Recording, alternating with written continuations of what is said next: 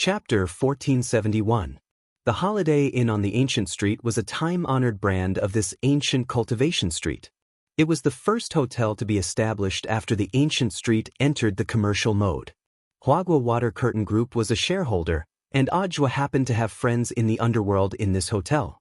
Since Kiyomiya Ryoko wanted to hide the identity of these three people and create the illusion that they died accidentally, it was completely unrealistic to use their temporary ID cards or passports to register. Fortunately, Ajwa was here. It was just a matter of greeting. They would check in first. In a couple of days, Ajwa would send someone to get new IDs for Brother Wei and the other two people. This was similar to the international stain witness protection mechanism, which could completely hide all clues about these three people. "It's all done," Ajwa said with a straight face.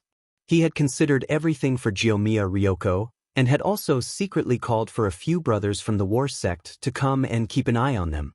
The room that he had arranged was right next to the three-person room that Brother Wei and the others were staying in. Ajwa had already booked all the rooms on the left and right as well as the seats facing the door.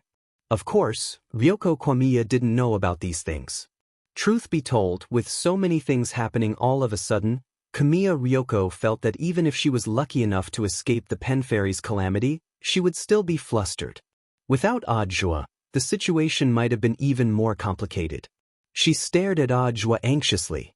In fact, she wanted to thank him, but when she saw that his gaze was fixed on her, she quickly turned her slightly red face away.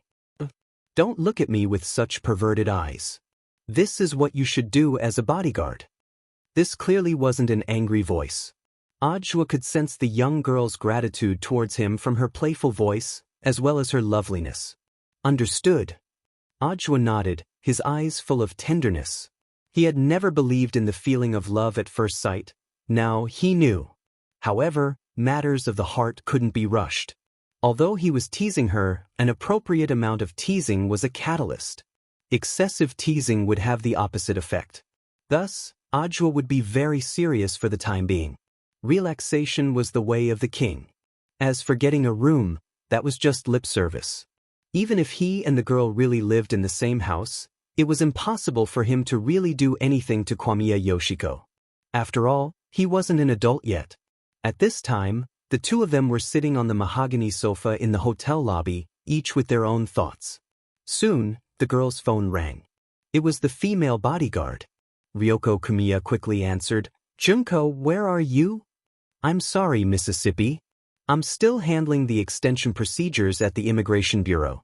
I still have to go to the hospital later. I remember I asked for leave yesterday. I just saw your message, but I might not be able to rush over today." Kiyomiya Ryoko face-bombed. She didn't expect to forget about it. "How much time do you need? If we hurry, we should be able to get there before 6 tomorrow morning. I can only ask Miss to look after it for a period of time." After hanging up, Ryoko fell into silence. In that case, she would have to stay in this hotel for the night. "Do you want to stay the night?" Ajwa asked. With Ajwa's profound cultivation, it wasn't strange that he had good hearing.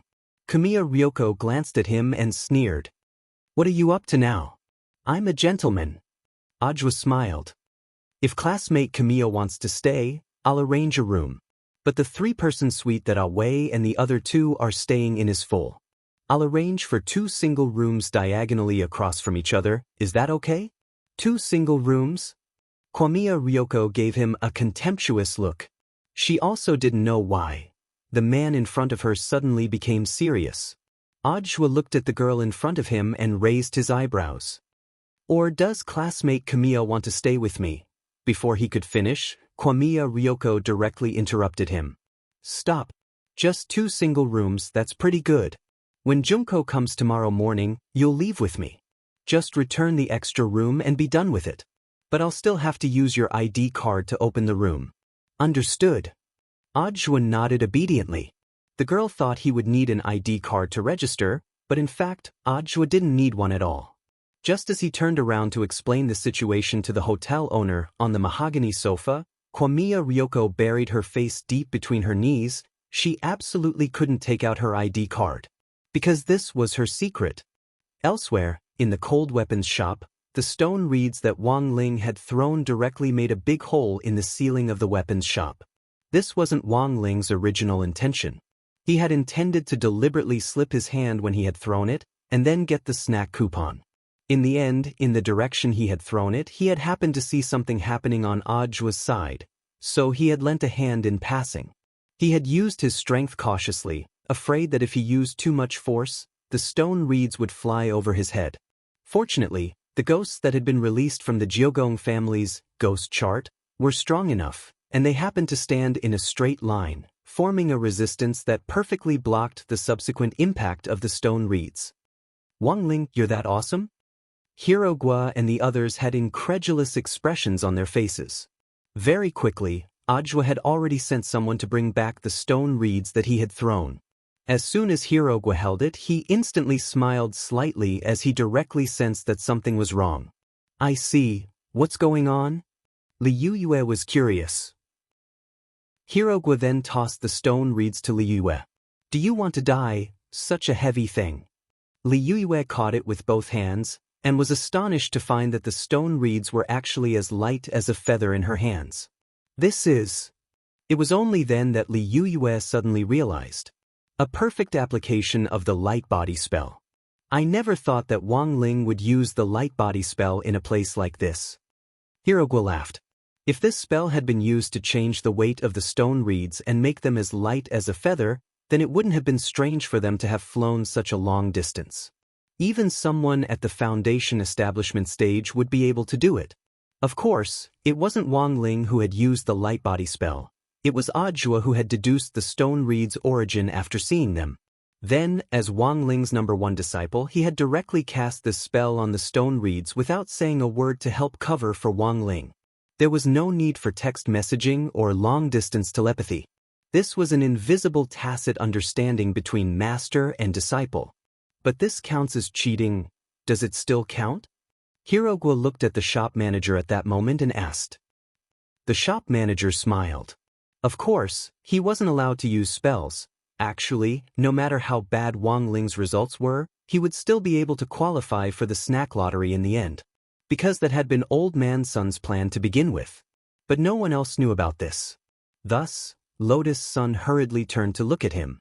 She didn't say anything, and just stared at the shop manager until he broke out in a cold sweat. The shop manager, indeed, he didn't. Lotus Sun, so? The shop manager, so, this isn't cheating. It's just the proper use of spells. Lotus Sun continued to stare at him with a smile on her face. The shop manager wiped at his sweat and continued to say, Congratulations to student Wang Ling for winning a first prize marrow cleansing pill. In addition, as a reward for the proper use of spells, student Wang Ling will receive 100 free snack lottery tickets from our shop. Very good. Lotus Sun nodded in satisfaction. Chapter 1472. Having achieved his goal, Wang Ling was in a great mood. Everyone left the cold weapons shop contentedly. Before they left, Lotus Sun gave the shop manager a note. After reading it, the manager hurriedly wiped the cold sweat off his forehead. He hurriedly summoned an employee and passed the note on. Quick, send the message. Do as Miss says and immediately prepare. Miss already figured it out. That's to be expected. Miss is a very smart person, and it'll be a problem if she catches the slightest loophole. On the other side, Wang Ling stared at the jade bottle in his hand in silence. Marrow cleansing pill, to him, this thing was actually jelly beans and had no other use. A regular marrow cleansing pill was used to purify the spirit root and keep the meridians in a cultivator's body clean, thereby speeding up cultivation. It had a miraculous effect on the cultivation of cultivators with lower realms. This was because the lower a cultivator's realm was, the worse the environment in the body would be, and the more impurities would be expelled. This was also the reason why a lot of foundation establishment cultivators would have a black, sticky substance on their bodies after taking the marrow cleansing pill. It was the poison that had been entrenched in their bodies for a long time. But for Wang Ling, given his constitution, he already couldn't get anything out of it. Instead, this marrow cleansing pill would be of greater help to others. Thus, Wang Ling decided that he would find an opportunity to split this marrow-cleansing pill into two and give it to them. After more than half a semester together, Super Chen and Hirogwa had already become Wang Ling's closest friends. It was only natural for him to give them gifts. At that moment, Super Chen and Hirogwa's faces were full of envy. Unfortunately, they didn't know the lightness body technique, so they couldn't throw the stone reeds further. On the way to the flagship store of crispy noodle snacks on the old street, both of them sighed with emotion. Wang Ling was indeed the mascot of their class. He was simply the only koi in the cultivation world. But then again, they did feel that the atmosphere on the old street today was a little strange, but they couldn't pinpoint exactly what was strange about it. No matter where they went, the shop owners and staff would stare at them with smiles on their faces. Their attitudes were so good that it made one's hair stand on end. Super Chen even wondered if someone would offer him toilet paper if he went to the washroom. Say, do the people on this old street have something to do with Huagua Water Curtain Group? Super Chen whispered to Hirogwa on the way. I don't think so. Hirogwa shook his head. The main thing was that Lotus Sun hadn't informed them in advance when she came out this time, so she wasn't as imposing as she used to be. Super Chen, Hirogwa and Li Yoyue's hearts were as clear as a mirror. It was obvious that the girl was learning how to keep a low profile from someone. But how much would it cost to replace all the people on the street with Huagua Water Curtain Group's own people? They were going on a low-key trip, and Hirogwa felt that Lotus Sun had no reason to do so. On the other side, Wang Ling and the others had just stepped out of Stone Thatch shop when Jiang Yingying walked in with Wei Ji. The manager glanced at Jiang Yingying in alarm, then walked over with a smile. Welcome both of you. Seeing Jiang Yingying's hesitation, Wei Ji sighed and took the initiative to say, it's like this. We also want to participate in this stone reed throwing event. Also, may I ask, what rewards did those people get just now? When she asked this question, Jiang Yingying's face flushed red, and she felt like an infatuated girl who had been following them. That's confidential. The manager smiled. It's not convenient for us to disclose our customers' privacy.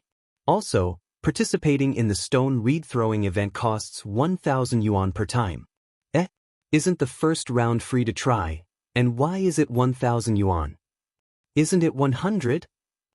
Jiang Yingying and Wei Ji were both astonished.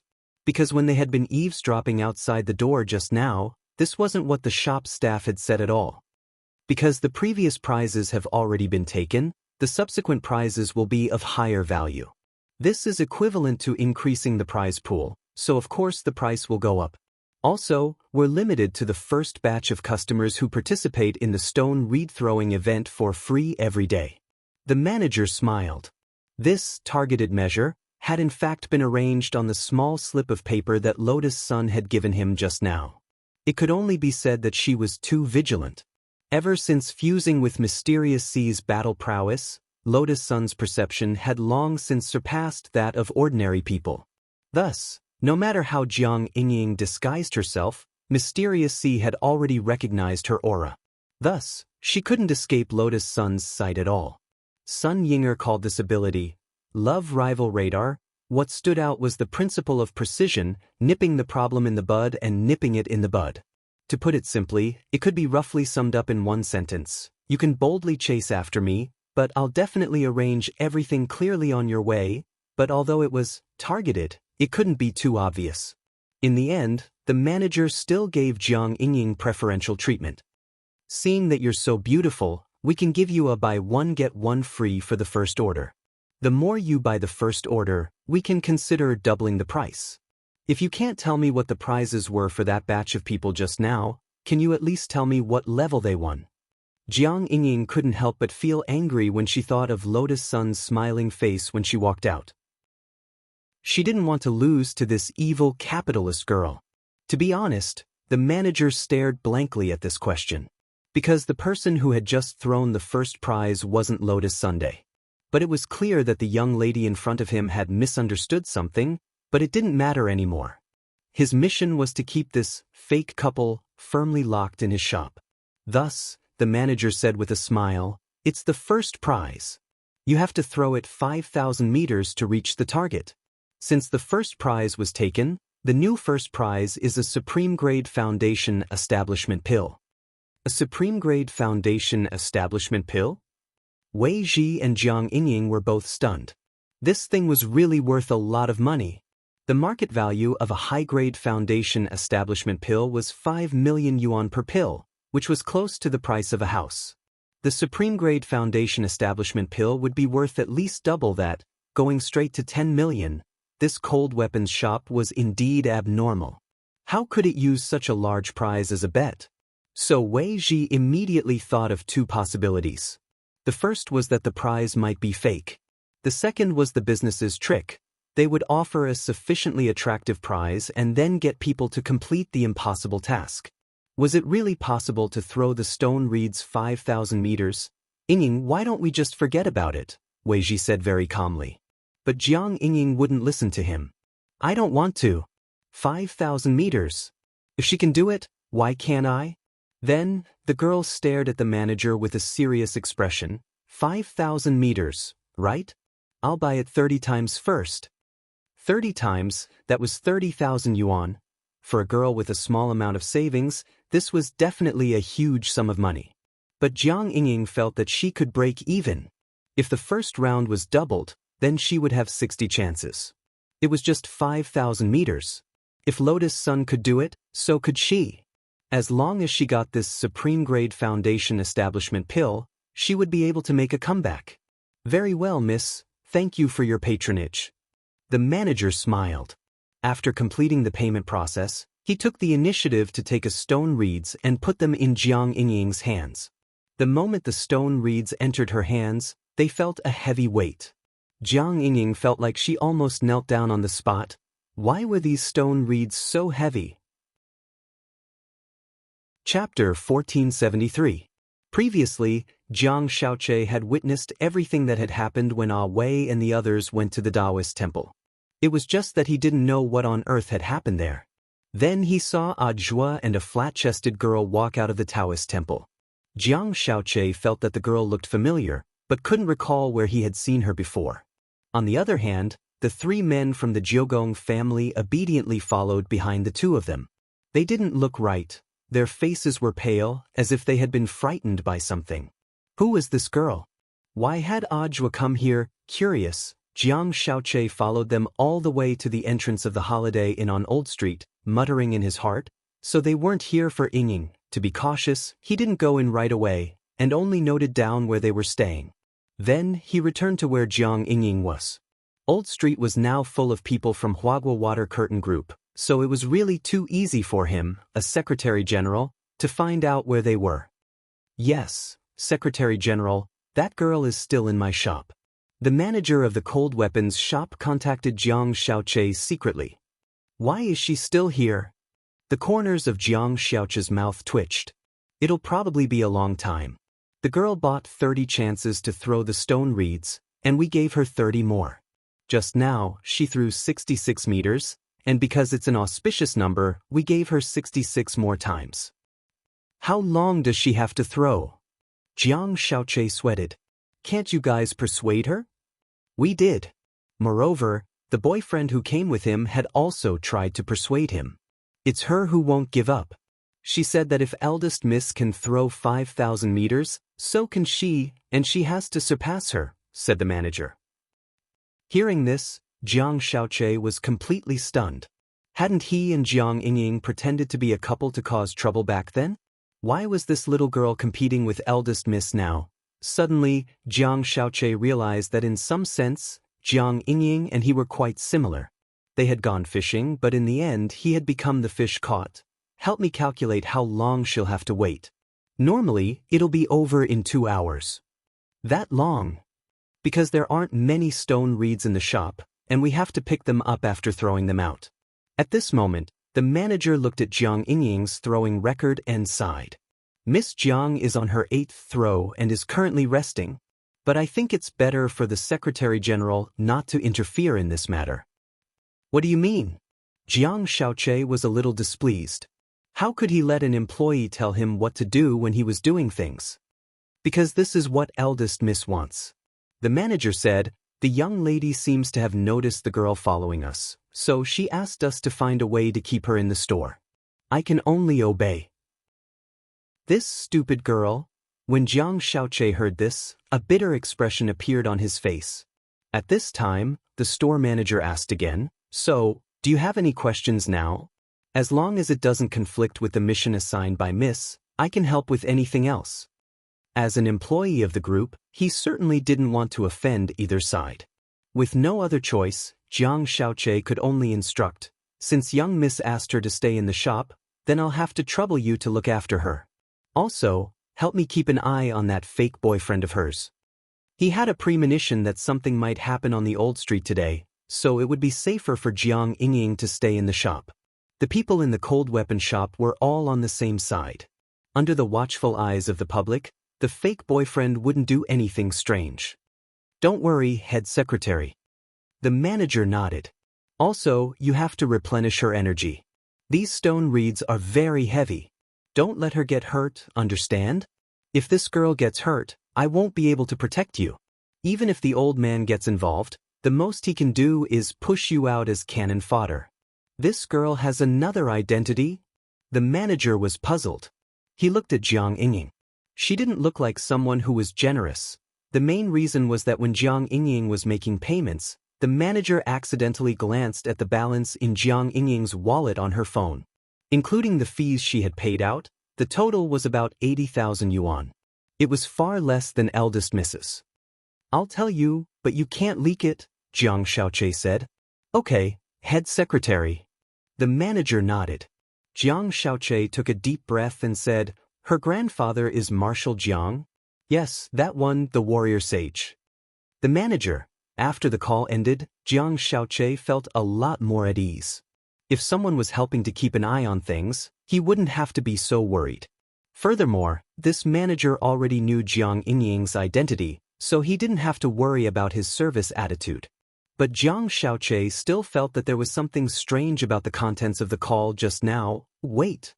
He remembered that the manager had just said that eldest Miss had thrown 5,000 meters with her stone reeds. It wasn't like Jiang Xiaoche hadn't played with that thing before.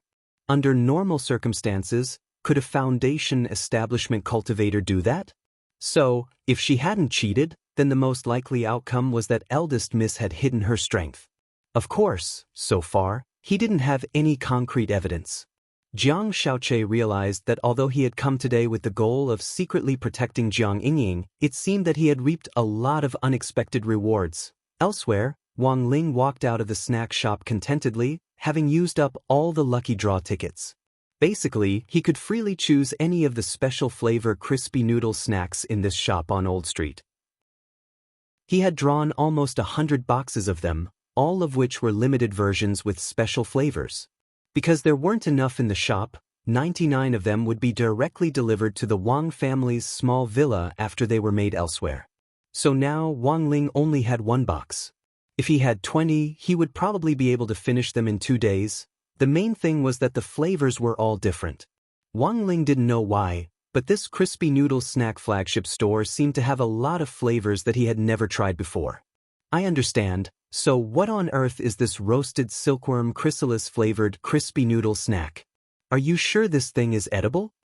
As they walked out, Hirogwa saw the new crispy noodle snack flavor in Wang Ling's hand and instantly felt that it had a strong flavor. Roasted silkworm chrysalis is delicious. It's very famous in Winter City. It's full of protein. The US smiled. At that moment, she saw Wang Ling take something shiny out of the crispy noodle snack. What did Wang Ling draw this time? Everyone was amazed. After all, snacks like crispy noodle snacks often had card redemption events, so it wasn't strange for small cards to appear. However, this card was simply too dazzling. It was a flash card that glowed with a golden light. Everyone calmed down. Then they saw the words engraved with a laser on the card. Old Street Holiday Hotel Presidential Suite Annual Card. Wang Ling was shocked. Nowadays, eating crispy noodle snacks also gave you a room card? Chapter 1474. 2F*** King. It really is a room card. Even crispy noodle snacks nowadays can draw this kind of thing. Hirogwa exclaimed. Hirogua and Liyue also stared in horror at this glittering golden card. In the past, Crispy Noodle Snacks had drawn either water margin cards or assembly cards for cooperation with some anime. A lot of people probably had special memories of this. After all, they were all kids from that era. Snacks that you spent money on could be wasted, but the cards inside had to be collected. Super Chen and Hirogua both remembered the fanaticism with which they had collected the Trouser Pocket Monster assembly cards back then. Until now, they still kept those cards safely in their cabinets. It was outrageous that a childhood snack could draw a room card. Now, Lotus Sun finally knew how awesome Super Chen's blessed mouth was. It had clearly been a joke, but who knew it would become a reality? How could a normal crispy noodle snack draw something like a room card? So there was no need to think about it to know that this had to be Grandpa's handiwork. For a moment, the situation was awkward. Super Chen, Hirogua, and Liyue's minds were racing. They had all been bribed by Lotus Sun, and their main task was to break the awkwardness and secretly assist them. Well, this card doesn't seem like a bad idea as a gift for Uncle and Auntie. In any case, classmate Wang Ling hasn't bound it yet, right? I think it needs to be activated by scanning the code and registering with your ID card, Liyue said first. Actually, Wang Ling felt that this was indeed a good suggestion. He remembered that when the two of them had been dating back then, they had often come to this old street. After Father Wang got married, it was said that the two of them had revisited this old place on what seemed to be Valentine's Day. Then, Mother Wang had become pregnant with him. For Wang Ling himself, this ancient street actually had an extraordinary significance. It could only be said that Liyue's mind worked quickly. It's pretty good, Uncle and Auntie will definitely be very happy, Hirogua added. Super Chin, not bad, maybe the next time Uncle and Auntie come, Lotus Sun, Hirogua, and Liyue, shut up. Super Chin. Thus, this matter was successfully fooled, and Lotus Sun breathed a sigh of relief, but she still wanted to ask what on earth was going on. Grandpa wasn't such a frivolous person. Without hesitation, she took a photo of the room card and sent it to Old Man Sunday. On the other side, after Old Man Sun received the news, a cold smile appeared on his face. As expected of Rongrong, she actually noticed it so quickly. He sighed in his heart. Then he clicked on the picture sent by his precious granddaughter. His old face immediately darkened. He transferred the picture to the Old Street Replacement Plan Working Group that was temporarily set up by the group's higher-ups. Old Man Sun, I asked you to put a card inside. I didn't ask you to put a room card. May I ask who is causing trouble here?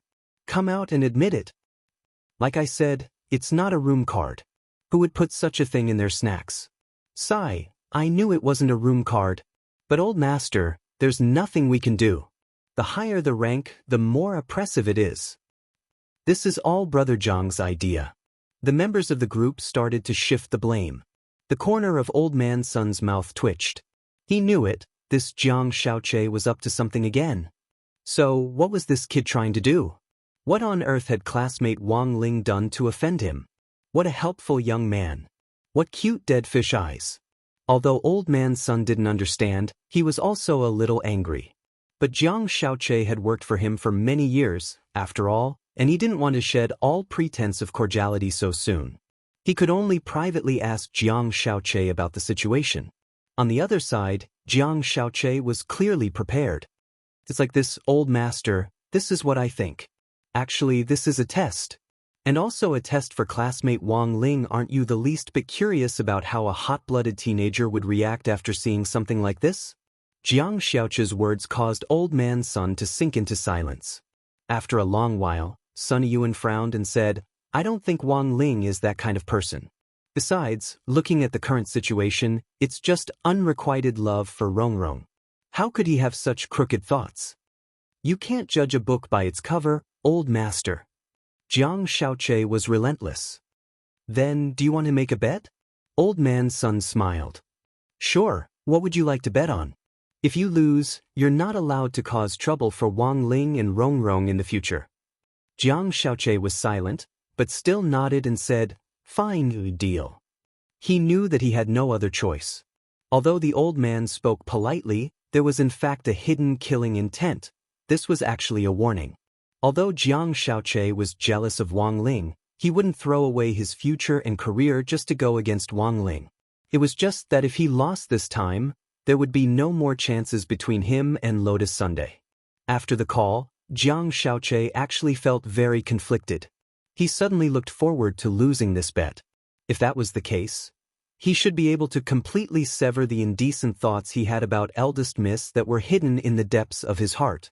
Actually, he was well aware that this kind of thinking was unrealistic to begin with. Maybe it was time for him to honestly find someone who also liked him, marry a wife and have children as soon as possible, and settle down. In the penthouse suite of the Holiday Inn on Old Street, Jiang Shaoqi leaned back on the sofa and pondered deeply. At the end of Old Street's front street, the most famous store here was the most distinctive Hanfu experience store. Before coming here, Father Wang and Mother Wang had strongly recommended it to Wang Ling. Everyone arrived in front of this time-honored experience store. It actually wasn't big, but there were a lot of customers coming and going. When all was said and done, it was famous. The girls were always the most excited when it came to changing clothes. Li Yuiwei stared blankly at the people coming out of the experience store and whispered to Lotus Sun in a low voice, "Rong Rong, do you see the cutest couple in front with the height difference?" "I see them. Pretty, right?" "Pretty," Lotus Sun said. "This Hanfu is very famous. It's a couple's Hanfu with a blue mandarin duck design, and it's very famous on Old Street," Li Yuiwei said. Lotus Sun felt that this guy was hinting at something again. She also wanted to wear something like this with Wang Ling. But they weren't in that kind of relationship. The girl's eyes were full of envy as she looked at the couple in Hanfu going in and out of the store. She quickly adjusted her thoughts, then stepped in first. "Everyone, let's change into Hanfu. Yue and I will pick out clothes for you three guys first." That was what she said. Actually, it was mainly for Wang Ling. When they had been at the entrance of the Hanfu store just now, Lotus Sun had immediately taken a fancy to a white Hanfu hanging in a sealed glass cabinet. It was a white embroidered crane suit, all embroidered patterns and designs made of gold silk. Paired with a long red belt with the finishing touch, it gave off a feeling of immortality. She imagined Wang Ling in this Hanfu, and her face instantly heated up. "I think classmate Wang Ling looks pretty good in this," Lotus Sun said. "Miss, you have good taste." At that moment, a man dressed like a waiter in hemp came out of the Hanfu experience store. "I'm the guide here. The Hanfu that Miss just saw is called Chuyun Chuyue." As he said this, he looked at Wang Ling with a smile. "So, classmate Wang, do you want to try it?" Li Yuiwei and the others had thought that Wang Ling wouldn't compromise so easily, and had started to prepare words of persuasion. To everyone's surprise, Wang Ling actually agreed right away. "Wang Ling, okay." The waiter's smile didn't falter. "Then little brother, please follow me to the men's changing area over there. We'll have someone to change it for you. Take more pictures."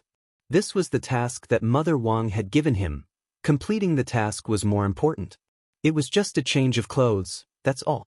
About 10 minutes later, with the help of the staff in the Hanfu store, Wang Ling successfully changed into this Chuyun Chuyue and walked out of the changing room. In just a split second, it was as if even the air in the originally lively Hanfu experience store had frozen. For a moment, countless eyes fell on Wang Ling. They didn't know who this person in the white Hanfu was. However, the immortal aura and youthful vibe he exuded instantly attracted everyone's attention. Lotus Sun stared fixedly at the brand new youngster in front of her. It was as if time had come to a standstill, and the sound of a beating heart beat rhythmically in the girl's heart. All of a sudden, Lotus Sun felt a little selfish. She actually wanted to sneak the youngster in front of her into her pocket. "Wang Ling, as expected, you are my treasure." Chapter 1475. Wang Ling's Chuyun Danyue was really too stylish. He was like a teenager who had walked out of a painting. The golden white crane pattern embroidered on the lower part of the Han costume looked as if it was about to spread its wings and fly away under his feet. Lotus Sun noticed that a lot of girls in the store were secretly taking photos. Secretly taking pictures without permission was actually a very rude behavior. But Wang Ling actually didn't care. With the upgraded version of the Great Shielding Spell, He felt very at ease.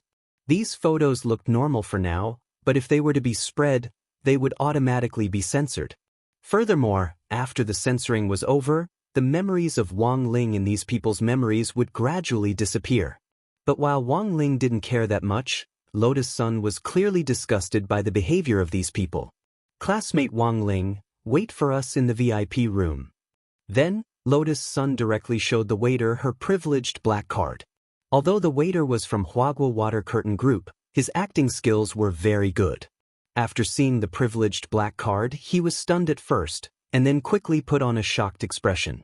Then, please follow me. The VIP room in the Han Costume Experience store had separate men's and women's changing rooms, a lounge, and special services, so there was no need to wait in line.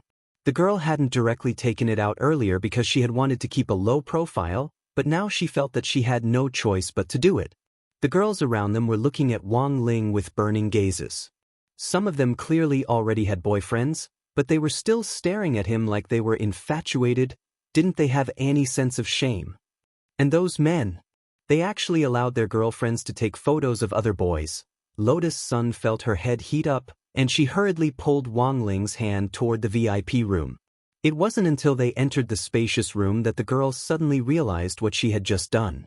From the reception room of the Han Costume Experience store to the VIP room, it was about a dozen meters away. She had actually held the youngster's hand all the way. Classmate Wang Ling, I didn't do it on purpose. Lotus Sun dropped her forehead into her hand, her face red. She felt that she had been impulsive in the end. Wang Ling looked at Lotus Sun's delicate hand and felt that it was slightly sweaty. Her long fingers with distinct knuckles were holding onto his hand as if she were holding onto something very important. When Li Yue and the others slowly entered the VIP room through the main entrance, Lotus Sun finally let go of his hand in a fluster. Li Yue laughed inwardly at this scene. The girl's reaction was really so innocent that it made her feel even more adorable. She hurriedly stepped forward to take Lotus Sun's arm, breaking the awkward situation. Lotus Sun was secretly glad that she had brought Li Yue with her. Lotus Sun was secretly glad that she had brought Li Yue along. She had appeared just at the right time. Before Wang Rong of Sun Ling of Fei, Li and Li Ling, Li Ling and said, Hua Ling, Wang Yu Long Fei, Ling, and Ling, Tu of Ling, to say, Yang Tu of Ling, to said. From his personal aesthetic point of view, he felt that this, flying to the moon through the clouds, outfit was just SOSO. If he had long, elegant hair, he might have been more in line with the image of a beautiful young man with an ancient style, in people's minds. But long hair was a little shameful. Wang Ling felt that he couldn't do that. So, was it really that good-looking? Wang Ling stared at the full-length mirror in the lounge and fell into deep thought. In the single suite of the Holiday Inn on Old Street, sitting alone on the bed, Ryoko Kumiya suddenly felt a sense of emptiness. That Ajwa had actually really left her alone in the suite. Although her suite and Ajwa's were only separated by a wall, Wang Ling's and Zhu Juanyang's suite had always been the same. But for some reason, Ryoko Kumiya felt inexplicably displeased. Until now, she still hadn't figured out why the replica, ghost chart, had rioted. What if it rioted again? What an incompetent bodyguard. Ryoko Kumiya's heart was filled with resentment. So boring. The girl mumbled as she lay on the bed, bored to death.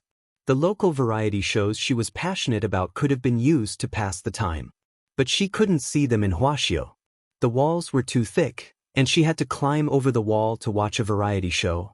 The most important thing was that it was illegal to climb over the wall now, and Ryoko Kumiya didn't want to cause trouble. It would be bad if she was caught and ordered to be deported. Without variety shows to pass the time, Ryoko Kumiya naturally wanted to make her life a little more fulfilling. This ancient cultivation cultural street was a famous scenic spot in Songhai City. It wasn't easy for her to come here, but she could only hole up in the hotel to keep an eye on things, which was really too depressing. Actually, it wasn't like she couldn't go out. After all, Ah Wei and the other two guys were a lot more well-behaved than she had imagined. But Ryoko was afraid that Ajwa would make fun of her. As the future heir of the Ryoko family, How could she not have this little bit of willpower? Thus, the girl could only endure it. At the same time, she secretly competed with Ajwa in her heart. Let's see when you'll come find me, next to Ryoko's room. At that moment, Ajwa was leaning against the headboard with one hand as a pillow. Although there was a wall between them, he could hear the girl's voice very clearly. It also included the sound of her breathing. Ajwa felt that this was a very subtle feeling. After hearing Ryoko Kumiya's murmur, he couldn't help curling his lips. He glanced at the clock on the wall and estimated the time. After checking into the single suite, he had deliberately given Ryoko the cold shoulder for a while. He hadn't expected the girl's patience to be stronger than he had imagined. Although she was complaining, she didn't directly rush over to knock on his door. But given Ryoko's character and temper, it would probably be very difficult for her to take the initiative to look for him, right? But Ajwa didn't intend to spoil her. If she really did, he wouldn't be able to spoil her. He had to be extremely patient to deal with this kind of little girl. Then, he closed his eyes and waited patiently. After who knew how much time had passed, he heard Ryoko Kumiya's breathing become more and more rapid, and he immediately knew that the girl's patience had probably reached its limit. Now, she was just one step away. Ajwa had a feeling that the next second, the girl would rush out and knock on his door. However, it wasn't the sound of the door opening that greeted him. Instead, it was a muffled thud. There's something wrong with that sound. This time, it was Ajwa who couldn't take it anymore. He hurriedly got up and ran over to check out the situation. After swiping the MasterCard to open the girl's door, Ajwa saw Ryoko sitting on the ground, clutching her left ankle with a pained expression on her face. "What's wrong?" Ajwa asked. Seeing that Ryoko was silent, he made a rough guess based on the current situation. She was in a hurry to open the door, but ended up tripping and spraining her ankle? After saying that, the girl's face immediately turned red. "I didn't want to go out." Ajwa leaned over and couldn't help pinching Ryoko's face. "Classmate Ryoko, are you an idiot?" He laughed bitterly in his heart. He had wanted to trick Ryoko. In the end, he hadn't expected that he would be the one being tricked. "Don't pinch my face without permission," the girl protested softly. "Oh, sorry." Ajwa smiled gently, then sat down cross-legged. As he spoke, he picked up the girl's left foot and placed it on his knee. "Don't. It's the bodyguard's responsibility to give emergency medical treatment to the employer. It's just work. Classmate Ryoko, don't misunderstand." Ajwa looked at Ryoko and asked earnestly, "So, where does it hurt? Please tell me."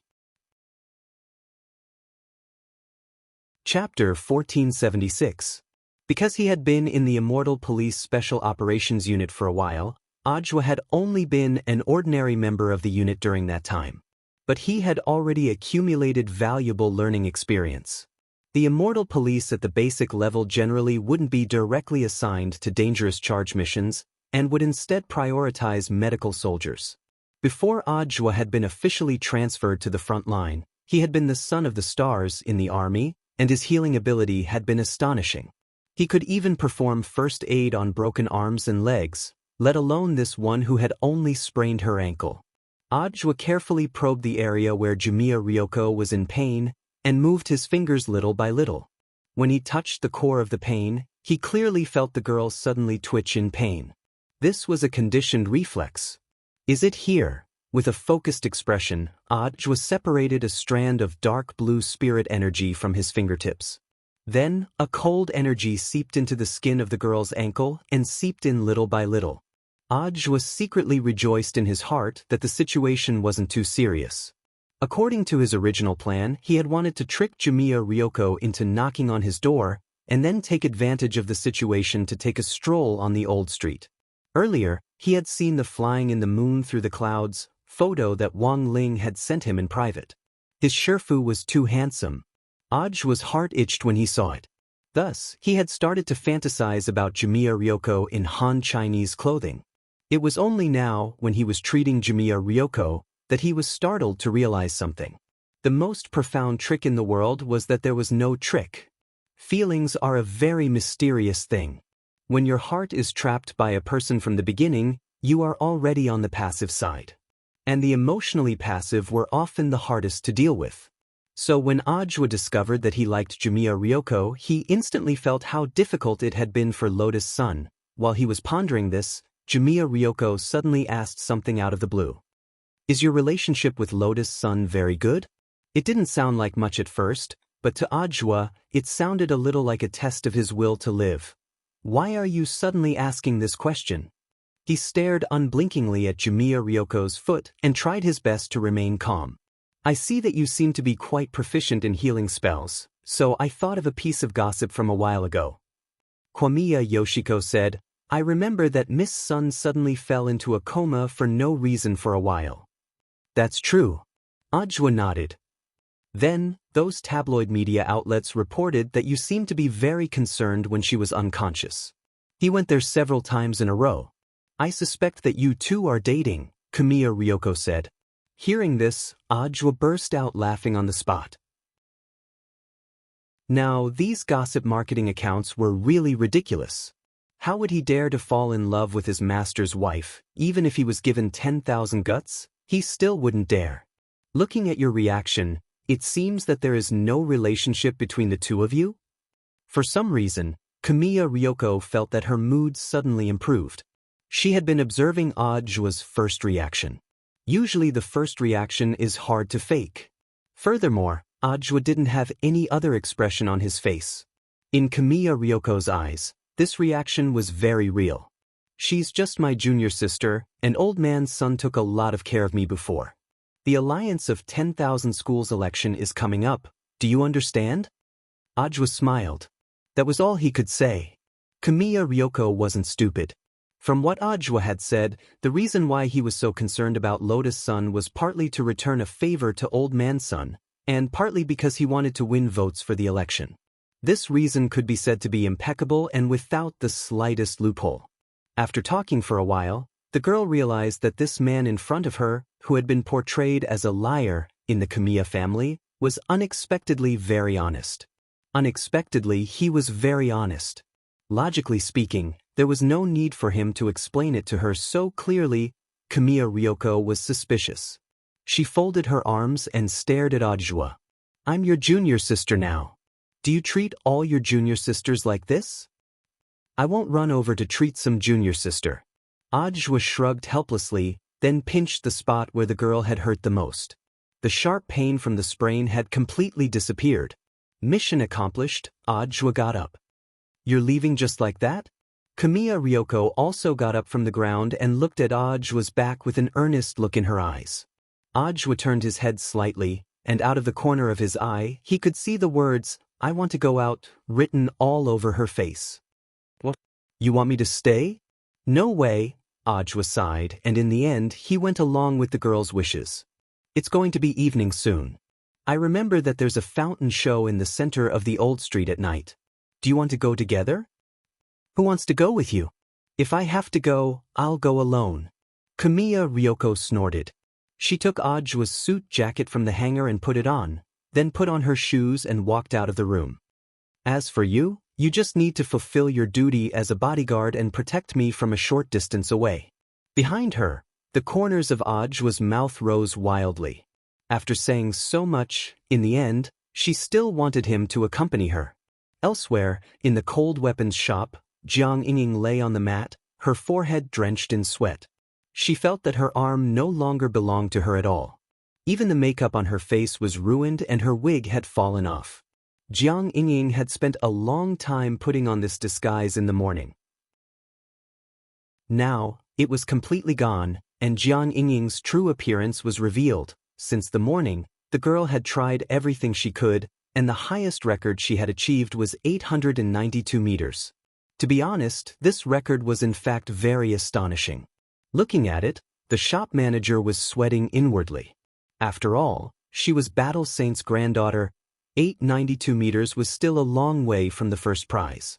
But if she cashed in these small prizes, she would have earned back all the money she had spent on participating in the stone reeds throwing event, and would even have some left over. The most important thing was that Jiang Ying didn't know why, but she still hadn't finished throwing. "Miss Jiang, you still have 19 throws left. I think you've already reached your limit today." How about saving it for now? Next time? By this time, the shop manager had already completed his task. Through precise manipulation, he had used his own method to keep Jiang Yingying in the shop. So you can save, why didn't you say so earlier? The girl complained endlessly. She had wanted to leave long ago, but hadn't expected that there would be a save function. It's our negligence, Miss Jiang. The shop manager smiled slightly, then took out 2 special coupons and handed them to Jiang Yingying. This is an extra compensation. Don't tell me they're giving me more chances. Absolutely not. The shop manager said, these are the coupons for deluxe single suites at the Holiday Inn on Old Street. With the coupons, you can enjoy 1 night of hotel service for free. Also, all the entertainment facilities and beauty programs in the hotel are free for a limited time. But why 2 single suites? This hotel is the hottest. The double suites are already fully booked. Please forgive the inconvenience. The shop manager smiled. These 2 coupons were prepared by Jiang Shaoqi for him to give to the girl after the event. And when Jiang Yingying arrived, she would discover. These were 2 deluxe single suites. One was on the 1st floor and the other was on the 4th floor. They were 2 rooms that weren't even close to each other. Thank you very much. Jiang Yingying thanked him. Miss Jiang, take care. Come again next time. This was a free bargain, and it made her feel very good. Although it looked like she had spent a lot of money today, it actually didn't seem like a big loss. When she left the cold weapons shop with Wei Ji, she realized that it was almost evening. Oh no! Wang Ling. Jiang Yingying dropped her forehead into her hand. She had been so focused on competing with Lotus Sun that she had completely left the task of following Wang Ling to Wang Ling. You're too tired today, rest early. It would be a waste not to use these hotel coupons. That's true. Jiang Yingying smiled. I really troubled Brother Xiaoji to accompany me all day. Don't mention it. Wei Ji shook his head. The 2 of them walked side by side to the hotel. At this moment, Jiang Yingying was completely unaware that a man in a checkered shirt was secretly following her from behind. After seeing Jiang Yingying leave the cold weapons shop, the man followed her and reported the situation using a micro-communication device. Target confirmed. Are you sure it's Big Miss Sun herself? The man nodded. She just left the cold weapons shop. There's no mistake. Okay, then let's stick to the original plan. Chapter 1477. Wang Ling waited for less than 30 minutes before they came out of the changing room. For thousands of years, the overall style of traditional Chinese clothing had been light and plain. Although the style was simple, everyone looked different when they wore it. When they wore it, it gave off a faint artsy vibe, as if they had traveled back in time to the past. This was also the reason why traditional Chinese clothing was sought after by so many young people in modern times. The traditional Chinese clothing that Li Yue had chosen was called Red Maple of the Ages. It was a red robe with maple leaves and white rust patterns that symbolized raging fire. From Wang Ling's point of view, this red traditional Chinese clothing really matched Li Yue's temperament.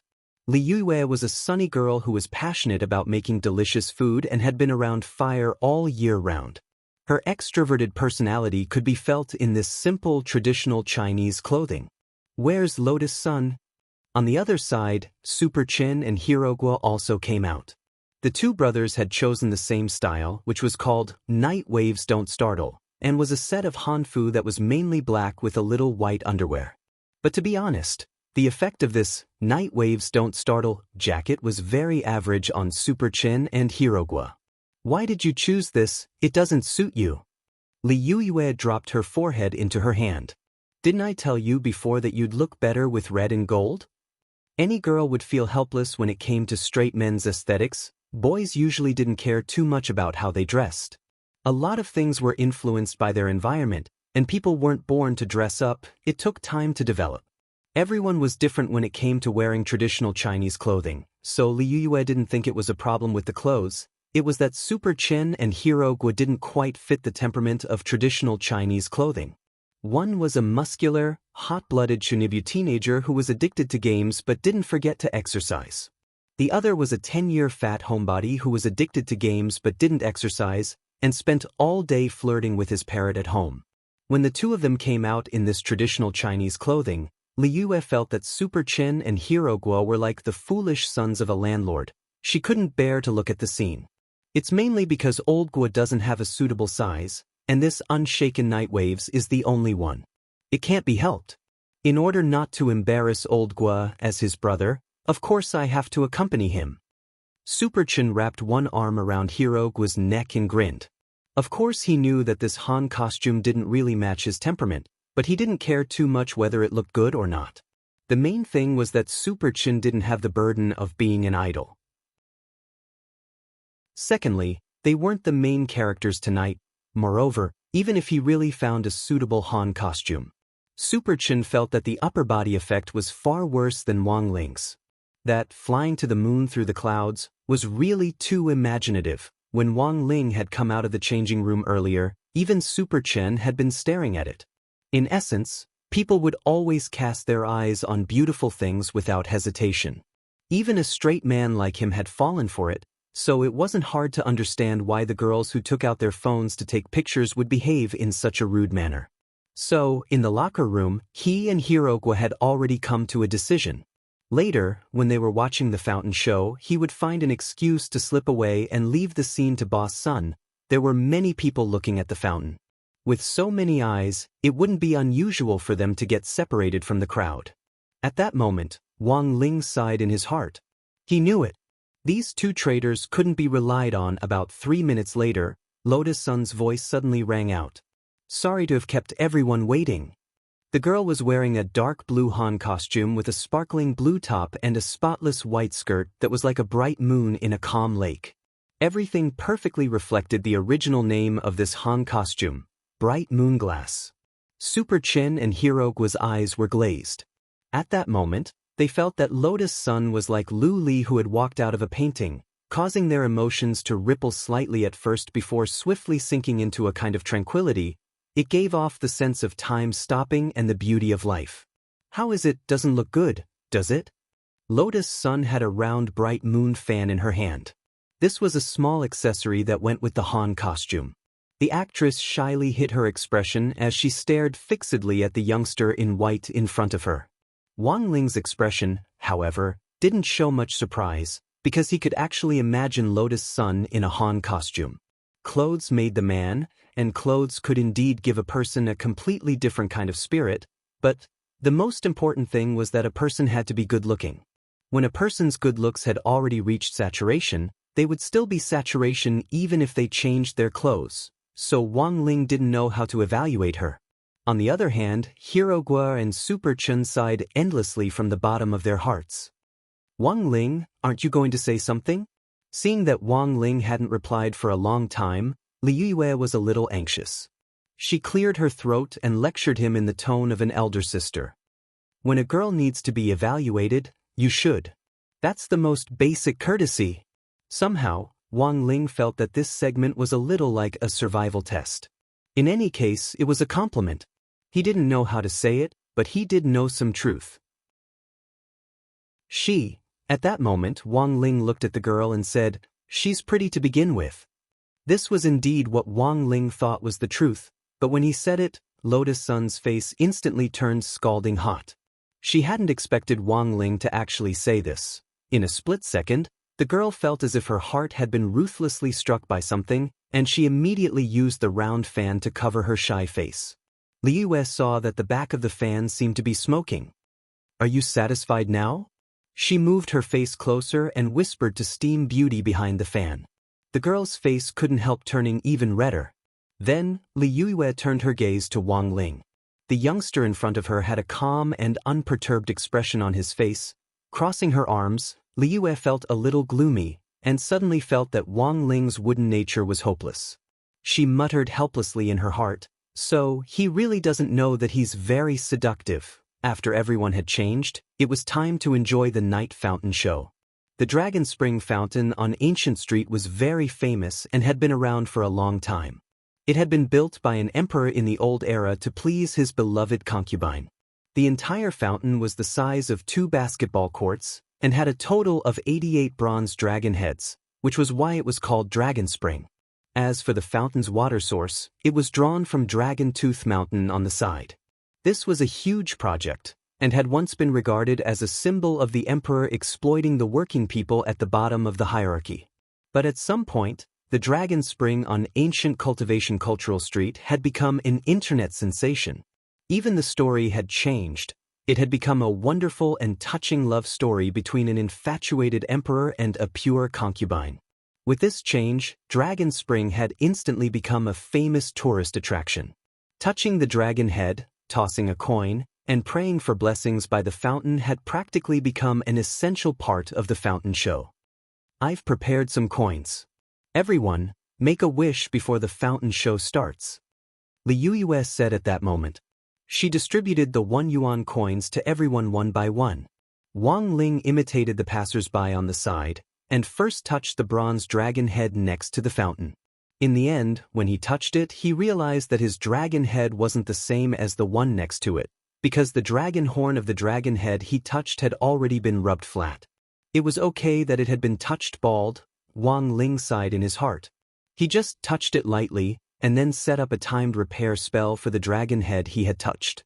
Since he was able to touch the dragon head, it was fate for this dragon head. Wang Ling felt that he had done a good deed by fixing it. After setting up the timed repair spell, everything was set. When no one was paying attention to the dragon head, its dragon horn would grow out while no one was looking. Then, Wang Ling imitated the others and gently dropped the coin into the fountain. He didn't dare directly toss the coin like some people. If he used too much force, the coin would be as powerful as a nuclear torpedo. Then, it was time to close their eyes and make a wish. Wish. The sound of a clear spring. Super Chin made rapid progress. He made a wish and shouted at the same time, startling the people nearby. When all was said and done, he was a veteran player of 10 years of toxic milk powder. On the side, Hirogwa laughed. This was a game meme that only those who understood would understand. Then he also closed his eyes and started his own wish. Looking at the pious expressions on the faces of the people around him, Wang Ling pondered his own wish. Actually, there were times when people just made a wish to give themselves psychological comfort so that they could put down their burdens and move on. There were actually a lot of rumors about the efficacy of the Dragon Spring. Wang Ling wasn't sure whether they were true or not. After all, businesses nowadays would do anything to hype up tourist attractions. Fabricating a beautiful fairy tale-like story was already considered kind. A while ago, a scenic spot called Sky Realm had appeared, which was claimed to be the first in the country and had been produced at a huge cost. The Sky Realm, in the promotional poster for the scenic spot, was a combination of blue sky and white clouds that looked like a dream. But in reality, the real classic was just a few mirrors covered in muddy shoe prints on a pond. This was the real difference between a buyer's show and a seller's show. But whether it was useful or not, when it came to making a wish, it was better to believe it was real. You still had to have a dream. What if it came true? And so, Wang Ling closed his eyes. And he didn't open them for a long time. The main thing was that he had a lot of wishes. Classmate Wang Ling, you must be wishing to eat crispy noodle snacks with different flavors, right? Looking at the earnest expression on the youngster's face with his eyes closed, Lotus Sun smiled sweetly. Then, she also closed her eyes and piously made her wish to the Dragon Spring. Her wish was, no matter what Wang Ling wished for, it would come true, just in time. On the other side, Zhua and Jiogong also arrived at the scene. They had also changed into traditional Chinese clothes and were here. What was worth ridiculing was that they were wearing the same style. They had both chosen the traditional Chinese clothes called Purple Gold Galaxy. Jiogong Ryoko had chosen the traditional Chinese clothes in the changing room and hadn't gone through with Zhua earlier. Even under these circumstances, it was still a coincidence. The pattern of the male version of the Purple Gold Galaxy were different from the female version. However, the highly similar color scheme made them look like a couple when they stood next to each other. Was it a coincidence? Of course not. There were so many styles of traditional Chinese clothes. How could they possibly choose the same one? It was just that Ajwa had asked a good brother to help him ask around when Jiogong Ryoko was choosing her clothes. Of course, Ajwa couldn't expose such a small trick.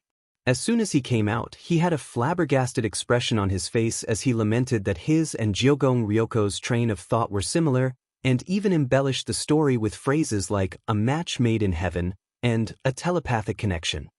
This had directly caused the girl's face to flush red until now. Of course, in this case, she just needed to change into a new set of traditional Chinese clothes. But Jiogong Ryoko felt that since there was nothing between them, there was no need to hide it too much, and it was better to be more open. To be honest, she didn't know why she had thought of that magical logic at that time. It wasn't until she was wearing the same style of traditional Chinese clothes as Ajwa on the street that Jiogong Ryoko wanted to slap herself.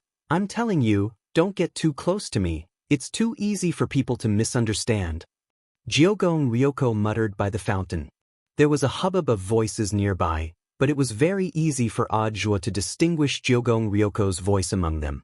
But he deliberately pretended not to hear her, and just smiled at the girl in front of him.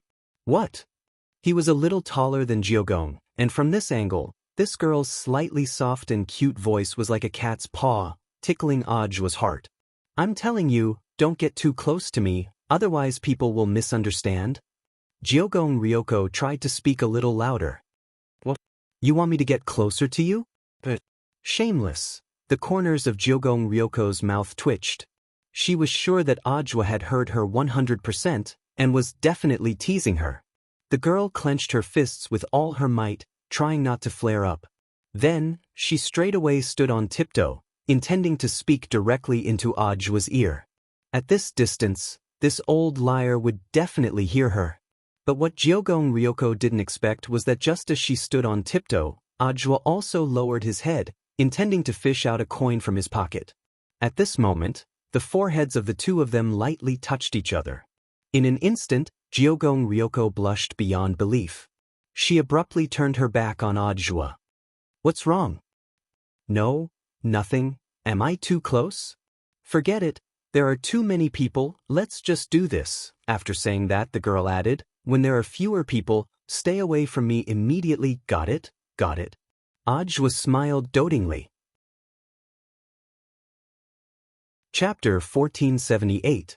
At 8:30 that evening, the Dragon Spring in the central square of Old Street started its dreamlike fountain show on time. 88 dragon heads slowly raised their heads in front of everyone's eyes, and many people who were watching the Dragon Spring for the first time were amazed.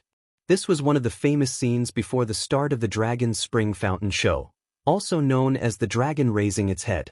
But it wasn't modified by modern technology, but by exquisite ancient craftsmanship. In the old era, to be able to develop such a high-tech fountain through mechanical design, it could only be said that the engineer who had built the Dragon Spring back then, he was indeed an extraordinary talent. However, there was still no definite answer to the question of who the creator of the Dragon Spring belonged to, and history experts debated endlessly. But there was one point of view that was unified, and that was that these history experts still believed that the descendants of the creator of the Dragon Spring must still be in this world. The splendid lights, combined with the beautiful spray of water from the copper dragon heads combined with classical music, formed a fine seven-colored mist in the air, giving people the illusion that they were in an illusory world. Countless columns of water towered into the clouds, sometimes domineering and magnificent, sometimes graceful and graceful, sometimes light and lively, and sometimes ringing like a great bell. All kinds of changes stirred the hearts of the onlookers. For a moment, the couples by the fountain embraced each other, and everyone tacitly quieted down as they quietly watched the fountain show in front of them. Looking around, Ryoko Kyuko suddenly realized that the scene seemed a little awkward. Next to her, the couples were almost all hugging each other, which made Ryoko's face darken. It was just watching a fountain. Was that necessary? It wasn't like they were on the Titanic. If they wanted to nibble, why didn't they do it in bed? "You don't look very happy. Do you want a hug?" Ajwa's voice sounded at that moment.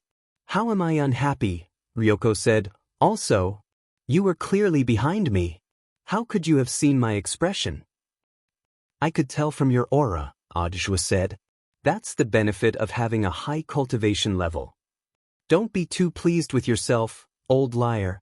I'm still suspicious of you, the girl said. Do you think it's possible to cultivate to my level of fighting strength in 6 years?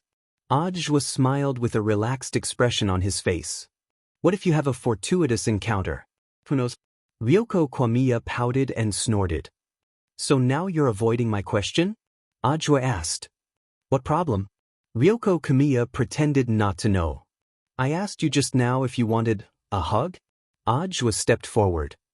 Don't move. Sensing that Ajwa's aura was getting closer, Ryoko instantly panicked a little. With a red face, she warned him in her own way, Don't come near me. I really will be angry. Alright, I understand. Ajwa stepped back and raised his hands in surrender. Sigh, as expected of Yoshiko, even when she was angry, she was still so cute. As the saying went, haste makes waste. Ajwa had plenty of patience for this. I've mentioned it before. Know when to relax. This was Ajwa's first love rule for Ryoko Kamiya. At that moment, Ajwa turned his gaze to the other side. But when he saw that Wang Ling's eyes were still closed, he was stunned. This wish was perhaps a little too long, but very quickly he realized what on earth was going on. It must be because the surrounding couples were hugging each other, causing Master to fall into an awkward situation. And the worst thing was, even Lotus Sun seemed to be surrounded by people. The two of them weren't far from each other, but there were couples all around them, and they were sandwiched in the middle like a game of Go. It was very obvious that Hirogwa, Super Chin, and Liyue had retreated in time, leaving the space for the two of them. But they had underestimated the number of couples around Longquan. The situation doesn't look good. I have to think of something. He had come to the old street this time mainly because he had been ordered by Wang Ling to help them out. Although he was flirting with Ryoko Kamiya, he still hadn't forgotten the task Shifu had given him. He could only go over first. Ajwa himself wasn't afraid of embarrassment. He then took the initiative to walk in Wang Ling's direction. Sensing that Ajwa's aura was getting farther away, Ryoko hurriedly asked, Where are you going? I'm going to the bathroom. Do you want to follow me? Who wants to follow you? The girl snorted. Out of the corner of her eye, she looked in the direction Ajwa was leaving in, and her intuition told her that things weren't that simple. So, should she follow him and take a look? Ryoko was conflicted. She took about 3 seconds to think and finally took a step forward. Of course, where this guy was going had nothing to do with her. But wasn't it normal for an employer to supervise a bodyguard's work? Thinking this, the girl seemed emboldened, and she began to move forward bravely. Her steps were firm and confident. At the same time, eldest Miss Sun, who was trapped among the couples, was troubled by the situation in front of her. As soon as the fountain show started, the couples nearby had all swarmed forward to get a better look, and had instantly separated her and Wang Ling. She was now surrounded by couples, and although she could sense Wang Ling's aura not far away from her, the situation was still very awkward.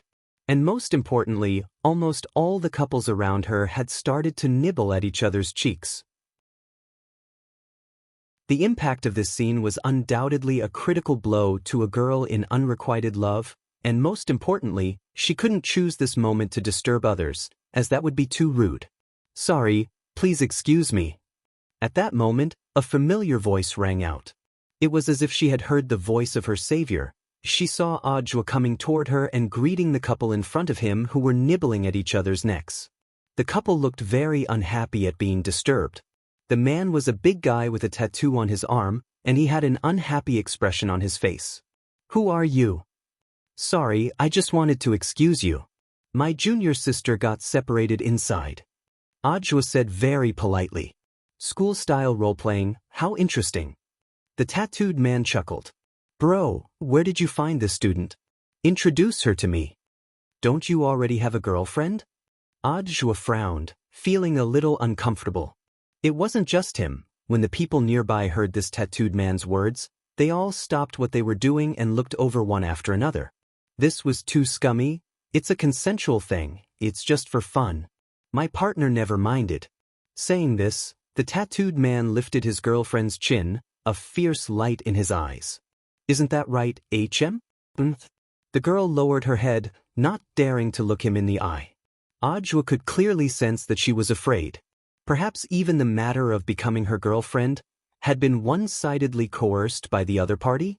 Ajwa didn't have any proof of this, so he didn't care, but the man in front of him was really hateful. Unfortunately, this was a public place, and it wasn't convenient for Ajwa to make a move.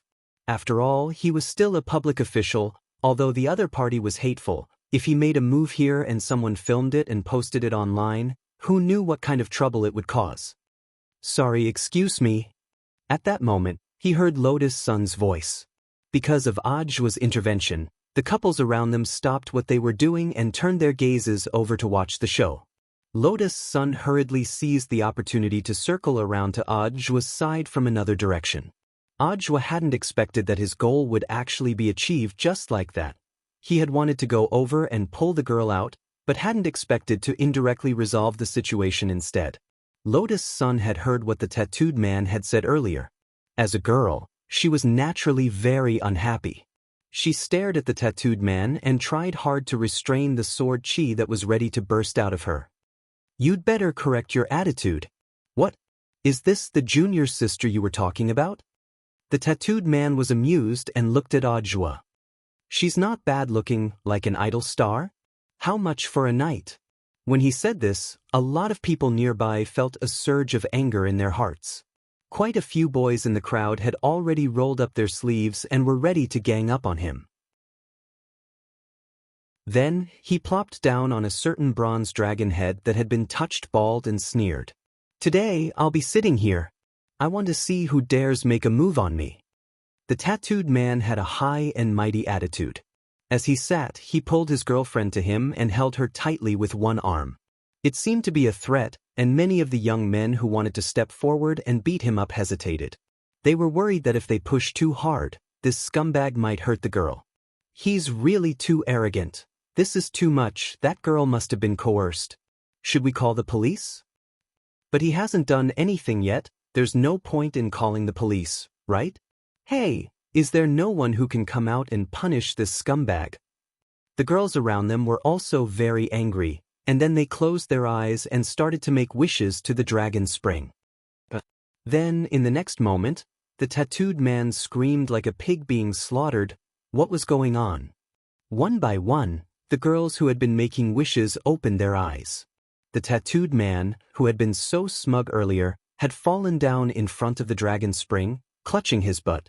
2 bloody holes had appeared in his, but from the dragon head's horns. What the hell? Everyone's eyes were filled with horror. The originally bald dragon head had actually grown horns again.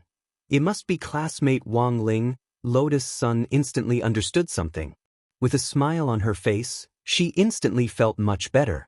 As expected of Shifu, Ajwa couldn't help laughing. He then gently tugged at the corner of Lotus Sun's hanfu and said in a low voice, Junior Lotus Sun, there are too many people here. Shifu has already gone out.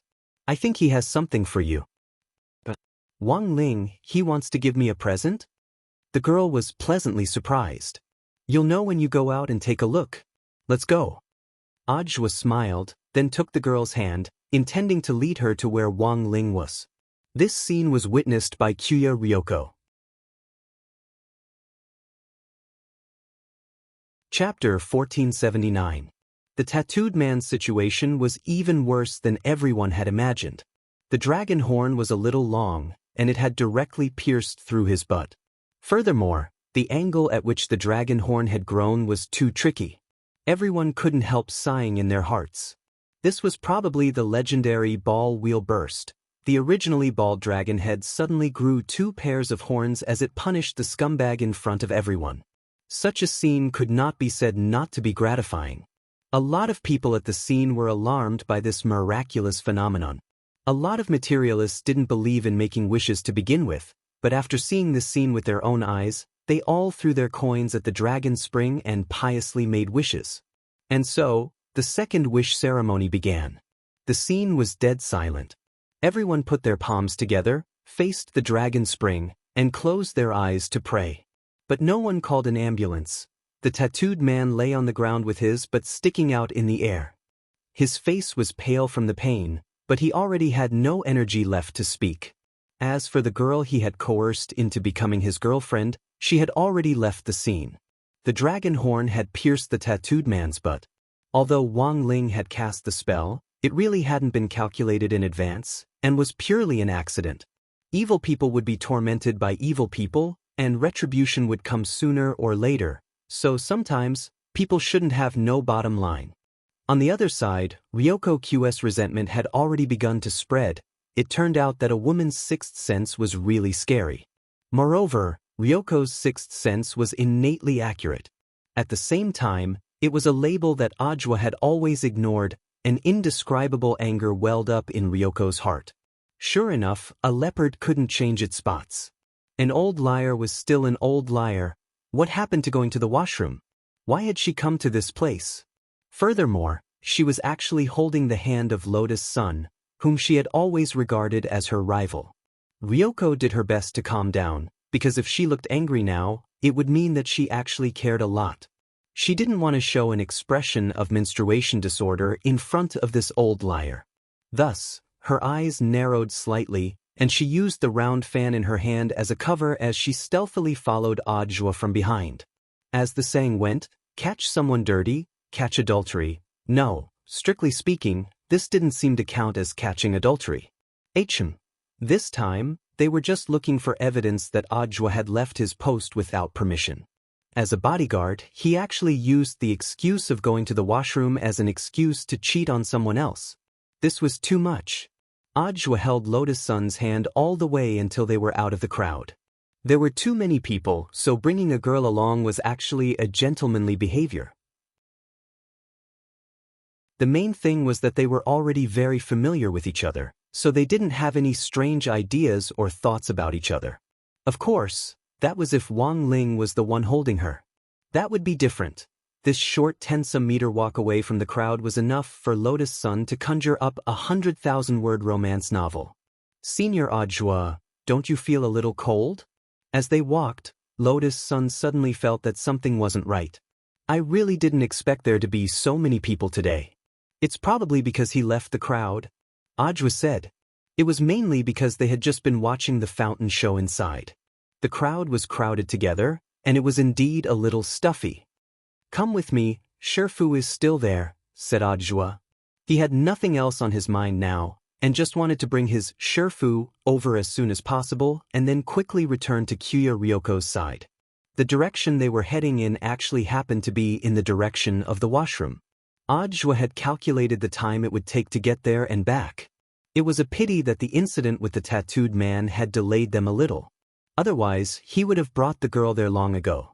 As the two of them moved forward, Kuya Ryoko stealthily followed them. She knew that Ajwa could sense her aura, so she didn't dare get too close, and just observed what was going on in front of her from a distance. Halfway there, Lotus Sun suddenly stopped. Senior Ajwa, did you hear something? I think I heard someone talking about me. No way. Then, Ajwa also paused. It's coming from the southeast. Lotus Sun frowned slightly. Carefully distinguishing the sound, he finally confirmed its direction. It was coming from 2nd Street, the ancient cultivation cultural street. Moreover, the voice was clearly coming from a mobile phone. It was a person communicating with the person on the other side of the phone. When on earth can we send the blackmail letter? There's no hurry. Eldest Miss Sun is a valuable hostage. Keep an eye on her, we'll be there soon. I wonder how much Huagua Water Curtain Group is willing to pay to ransom her, hee. What about this guy who was caught with us? Did you see his face? Yes. At that moment, the voice of the person on the other end of the phone suddenly turned gloomy. There's no other way. Find someone to take him to a deserted place and kill him. Make sure he's clean. Got it. That was the end of the call. But I've been caught? Both Lotus Sun and Ajwa were baffled. The kidnappers of unknown origin hadn't expected Lotus Sun, who was standing several hundred meters away, to hear their conversation loud and clear. Amplifying one's hearing was actually very uncomfortable because all kinds of sounds entered one's ears. In fact, it was an instinctive reflex. The girl had heard the term eldest Miss Sun many times, so she naturally reacted. At first, she thought that someone was talking about her, and out of curiosity, she amplified her hearing. In the end, after some probing, Lotus Sun realized that she seemed to have learned something incredible. Frowning, Ajwa suddenly thought of something. I think they might have caught the wrong person. That's right. It's classmate Jiang. Lotus Sun quickly understood. Classmate Jiang does look a little like me, then there's no mistaking it. At that moment, Ajwa opened his eyes. I know. Classmate Jiang brought brother Wei Ji here today, but their auras have already disappeared. They've probably been locked up somewhere by these kidnappers. Then what do we do now? Lotus Sun was a little anxious. There's no other way. Junior Lotus Sun, hurry and meet Shifu. Leave this matter to me, Ajwa said at that moment. The situation was critical, and he was about to move when the girl pulled him back. Senior, do you have something to tell me? I think I should handle this matter, Lotus Sun said. She actually didn't like Jiang Yingying very much because she kept trying to get close to Wang Ling. But if she put Jiang Yingying in danger, that wasn't what Lotus Sun wanted to see. Since this group of kidnappers had been after her from the beginning, as long as she went over, maybe they would give up on hurting Jiang Yingying and Wei Ji. In any case, these kidnappers probably couldn't hurt her. After a few seconds of silence, Ajwa finally respected the girl's opinion. Very well, then be careful, junior sister. I'll leave classmate Jiang Yingying to you. I'll explain the situation to Shifu. I'll be back soon. Lotus Sun nodded, then quickly ran in the direction she had heard earlier. When Ajwa came back to his senses, there was only the alluring figure of a young girl left in front of him. But at that moment, he noticed that the air around him seemed to have turned colder.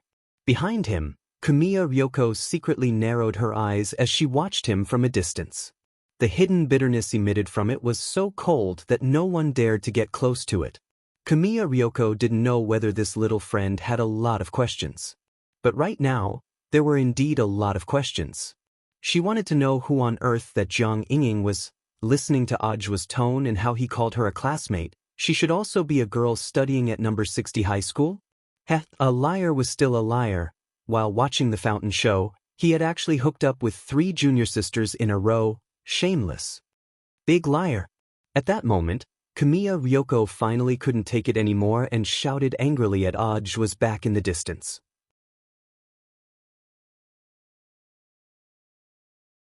Chapter 1480. This roar startled countless gazes on the old street and turned towards Kwamiya Yoshiko. The girl was so angry that her breasts bulged, even though she didn't have breasts that could rise and fall. Ajwa had never seen Jamiya Ryoko so angry. She must have roared with all her might. Perhaps to Jamiya Ryoko, the lethality of this roar was as shocking as a battlefield roar. But Ajwa wasn't afraid at all. Yoshiko was so cute that he liked her even when she roared. But Ajwa had miscalculated when Kamiya Yoshiko caught up with him. He was too focused on helping his master out of trouble and guiding his mistress to meet up with his master. Due to a moment of carelessness, he didn't even notice that he was being followed. Although he wasn't afraid of the girl's roar, when he saw the tears in the corners of Kamiya Ryoko's eyes, his expression instantly turned serious. From the looks of it, the problem was rather serious. This little girl is really angry. Sighing silently in her heart, Ryoko Kamiya turned around and ran in the opposite direction. Seeing this, Ajwa dashed forward to give chase. Jiogong! He shouted as he ran, not because he was afraid of anything, but because he was worried that the girl would hurt herself in the crowd. As he chased after the girl, for some reason, Ajwa felt a sense of déjà vu from a TV series. There seemed to be such a chase scene in many youth blockbusters.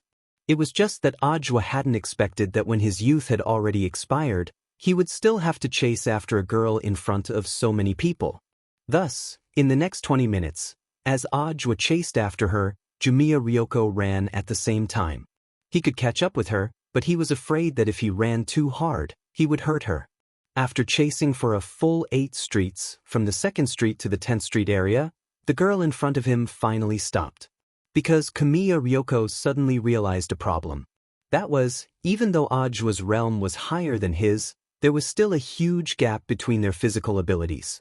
That was to say, if she continued to run, she would run out of strength, and Ajwa would catch up to her sooner or later. Only God knew if this old liar would do something strange when his physical strength was damaged. In fact, after running for so long, Ryoko had calmed down a lot.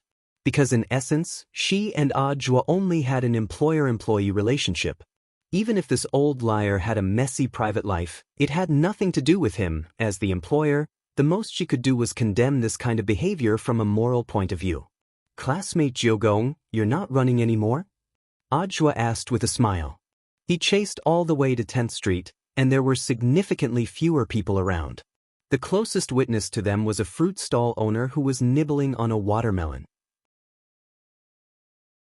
To be honest, Ajwa hadn't expected a girl with such a flat chest to actually be able to run so fast. From a fluid dynamics perspective, the streamline of a flat chest wasn't outstanding, so it should have increased air resistance. But after thinking about it, he instantly understood. Perhaps it was because it was too flat, causing the quality to decrease. Under normal circumstances, Ajwa would definitely use this as a joke, but now clearly wasn't the time. The girl in front of him didn't seem so angry anymore, but Ajwa still sensed a hateful gaze from Kamiya Ryoko, just like when she had come to the headmaster's office to question him a few days ago. Ryoko Kamiya crossed her arms, and her voice reverted to that of a cold young lady. "Junior son, Junior Jiang? How many junior sisters do you have?" Hearing this, Ajwa actually wanted to laugh a little in his heart, because the smell of jealousy was really too strong. But the girl in front of him didn't seem to realize it. Why did he like this girl so much? I think classmate Kamiya must have misunderstood something," Ajwa said. "I used the excuse of going to the washroom to look for junior sister Lotus Sun on the way. But at the time, junior sister Lotus Sun was squeezed among the couples and looked very troubled. That's why she asked me to do her a little favor and bring her out. The people on the side were all kissing, and girls are shy and didn't want to disturb them." "This is also to return a favor? For the election?" Kamiya Ryoko snorted. "Yes, it's to return a favor, but it's actually a favor from classmate Kamiya," Ajwa said. As an excellent planner, he had naturally been looking for a way to make the two of them work together after learning that the relationship between his Shifu and Kamiya Ryoko wasn't very harmonious. In fact, as he had been running just now, Ajwa had indeed thought of a brilliant plan. "I owe her a favor? Are you kidding me?" Kamiya Ryoko had an incredulous expression on her face. "I actually asked junior sister Lotus Sun to use her family's power to arrange the rooms for Ah Wei and the other two, as well as the witness protection plan," Ajwa said. Of course, this explanation was different from the actual situation, but when you thought about it carefully, there was nothing wrong with it. This hotel was originally a property of Huagua Water Curtain Group, so the implementation of the witness protection plan was inextricably linked to Huagua Water Curtain Group. This was an unassailable reason. Even if Kamiya Ryoko investigated it later, the conclusion she would reach would be the same. While he had been chasing the girl, Ajwa had already written a text message to Lotus Sun and had been prepared in advance to collude with her in case the cat was out of the bag. Although she was skeptical about this answer, Kamiya Ryoko felt a lot more comfortable. "Did I say I wanted her help?"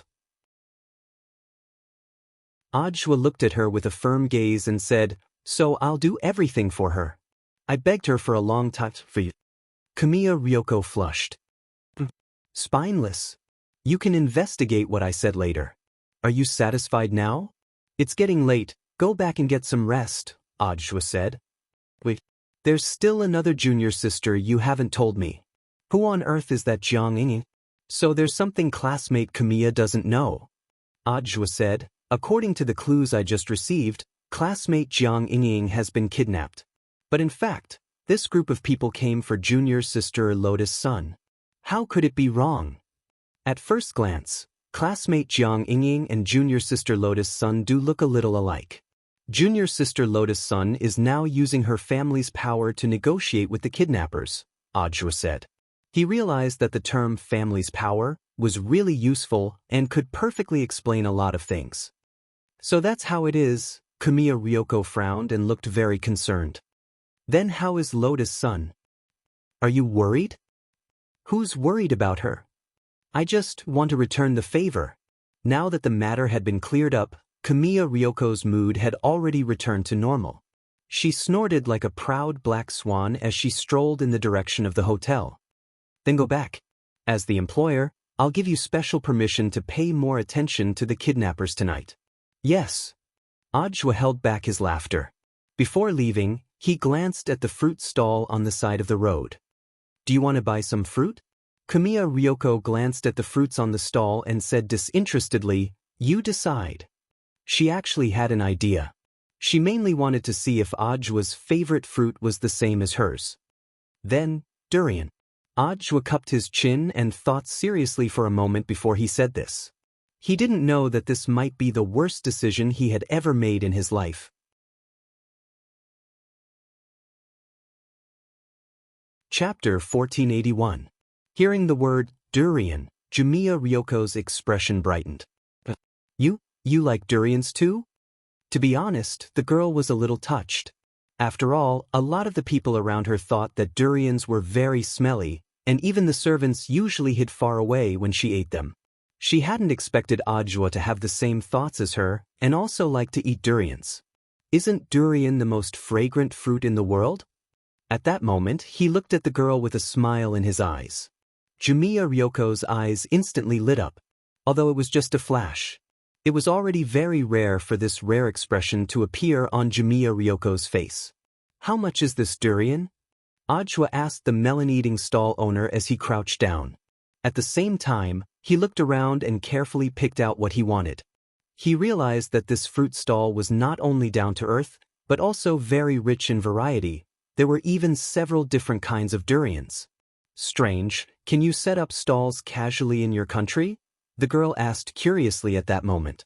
The melon-eating stall owner put his hands on his hips and wiped the watermelon juice off his mouth with a handkerchief as he smiled honestly. Little girl, you don't understand. This is called the stall economy. Now, it's very helpful for people's livelihood. But you have to pay attention to the cleanliness of the stall and take the trash with you when you leave. I see.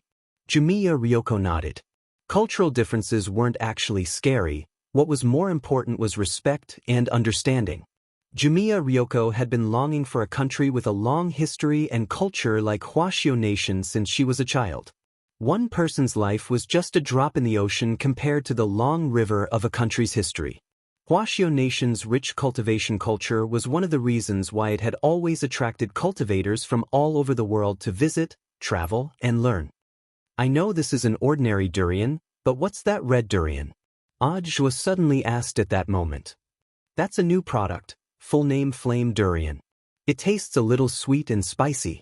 Sweet and spicy, how can it taste good? I don't know if it tastes good, but it does sell very well. The melon-eating stall owner looked at Ajwa and took the initiative to tell him the truth. Actually, a lot of people buy this Flame Durian to kneel for their men at home. If they break the skin on their knees while kneeling, the spiciness of the flame durian will directly penetrate their skin. I see. Ajwa smiled. Then it's fine. The main thing is that I've never tried this new item before, so I'll just have a normal one and a new one. Just pick the biggest and freshest one for me. All right. With a shout, the stall owner skillfully packed up the items for Ajwa to take back. On the way, Kamiya Ryoko suddenly thought of something. She looked at Ajwa and asked, Well, you should be able to split a durian with your bare hands, right? Of course. Ajwa laughed. Furthermore, this was in front of Kamiya Yoshiko, which made him seem a little light-hearted.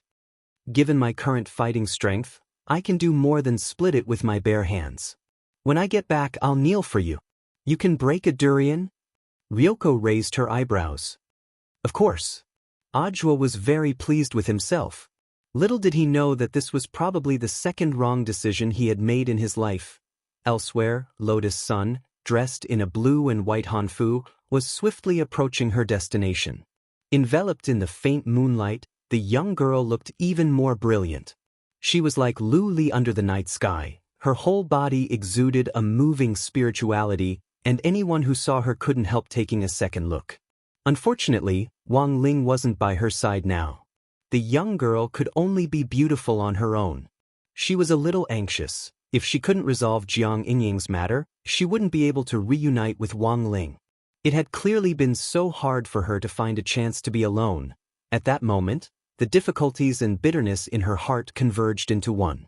It was too hard for her, but this had all started because of her, so she felt that she had to take responsibility. This was the responsibility that every teenager should have. This is the place. This was a dark alley on 2nd Street. It was very narrow, and there was only a gap about 10 centimeters wide. There was no way to get out of here through normal means, but the sound just now had indeed come from here. The young girl released her sword chi and used it to magnify her senses to investigate.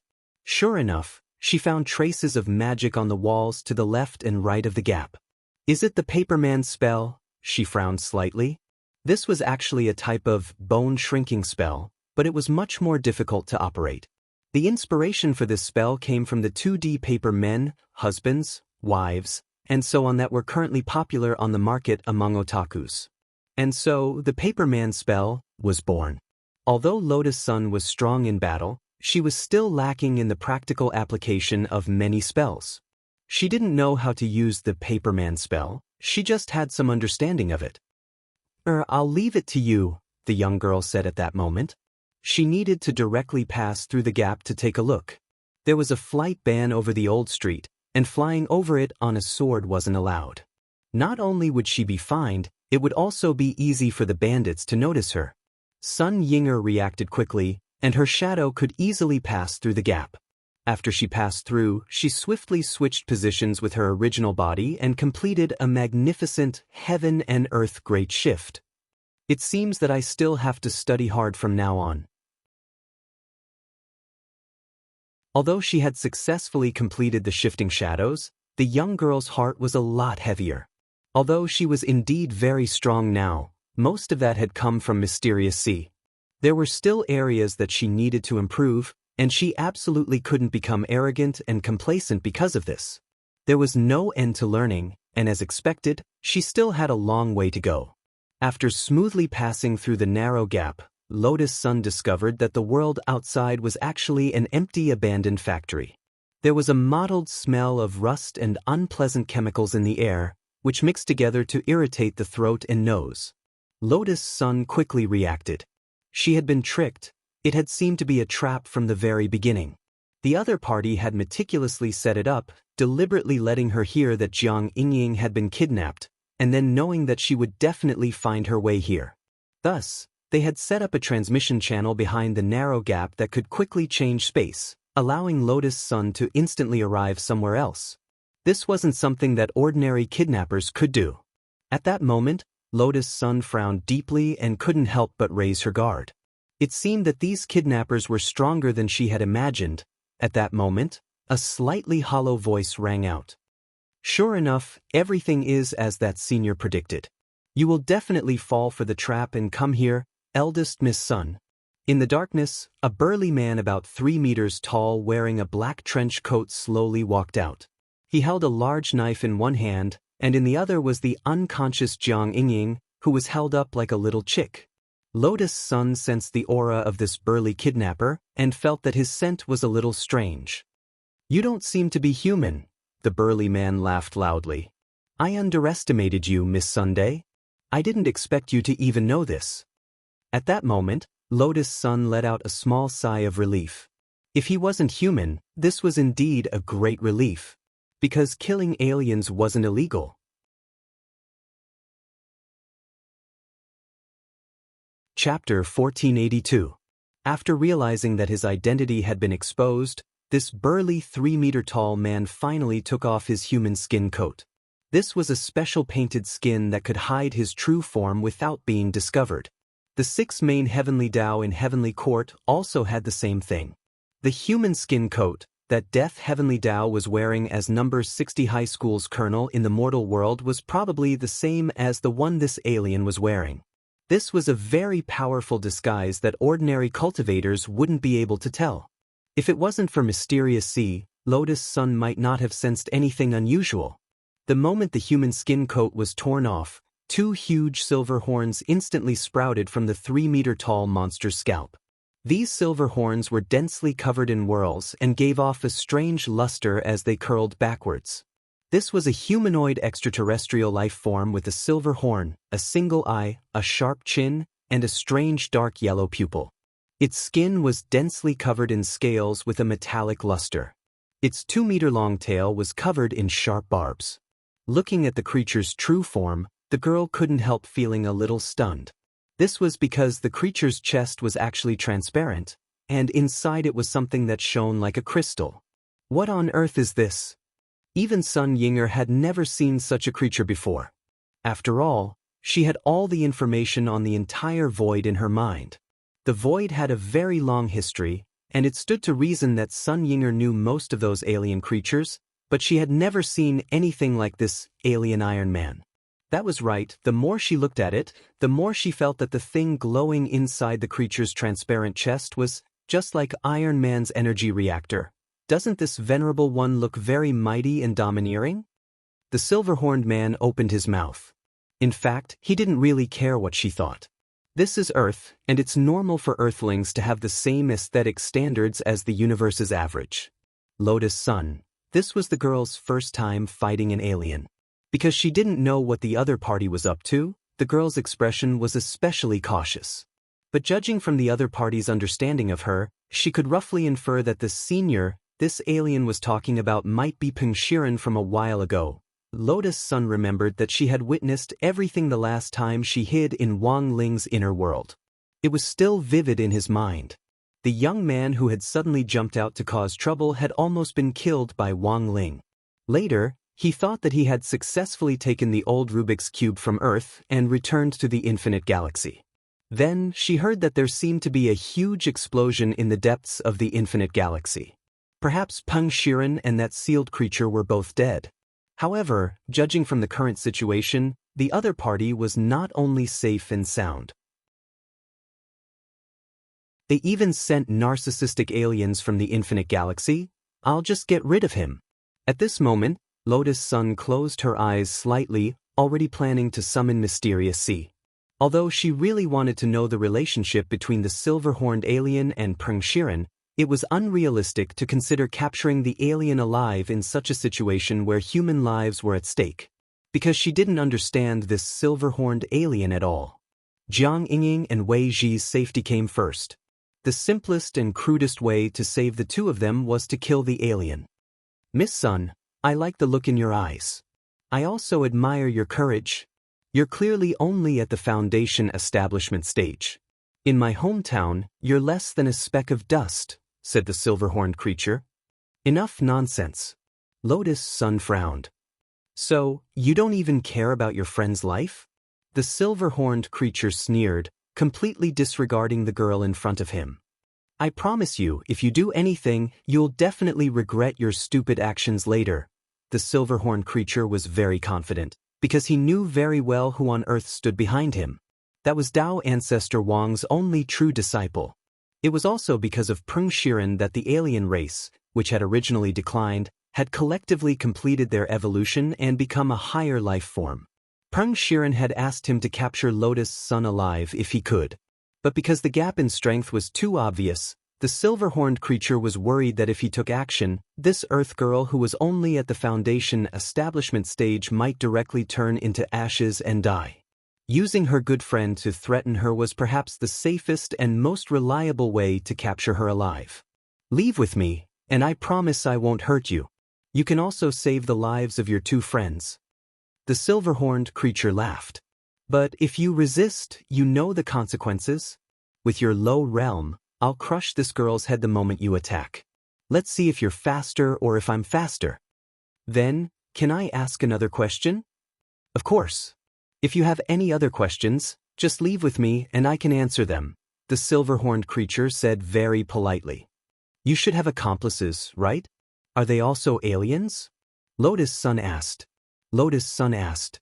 The silver-horned man said, in fact, many aliens have come to Earth before. They wear human skin and perfectly hide among humans to carry out their activities. For example, the Scionts, the Natchiks, and the Ennead square root. My race has been lying dormant on Earth for a very long time, but they're still in their old forms. I promised them that after completing this mission, I would help them achieve evolution. Hearing this, Lotus Sun sighed inwardly. In fact, she hadn't wanted to know that much at all, and she didn't know if it was because she was overly confident in herself and wanted to show off. Sometimes, those who thought that they were strong liked to talk a lot of nonsense before a battle, spilling out some inexplicable information. Perhaps this kind of person really felt that the opponent they were facing posed no threat at all? So there was no harm in saying a little more.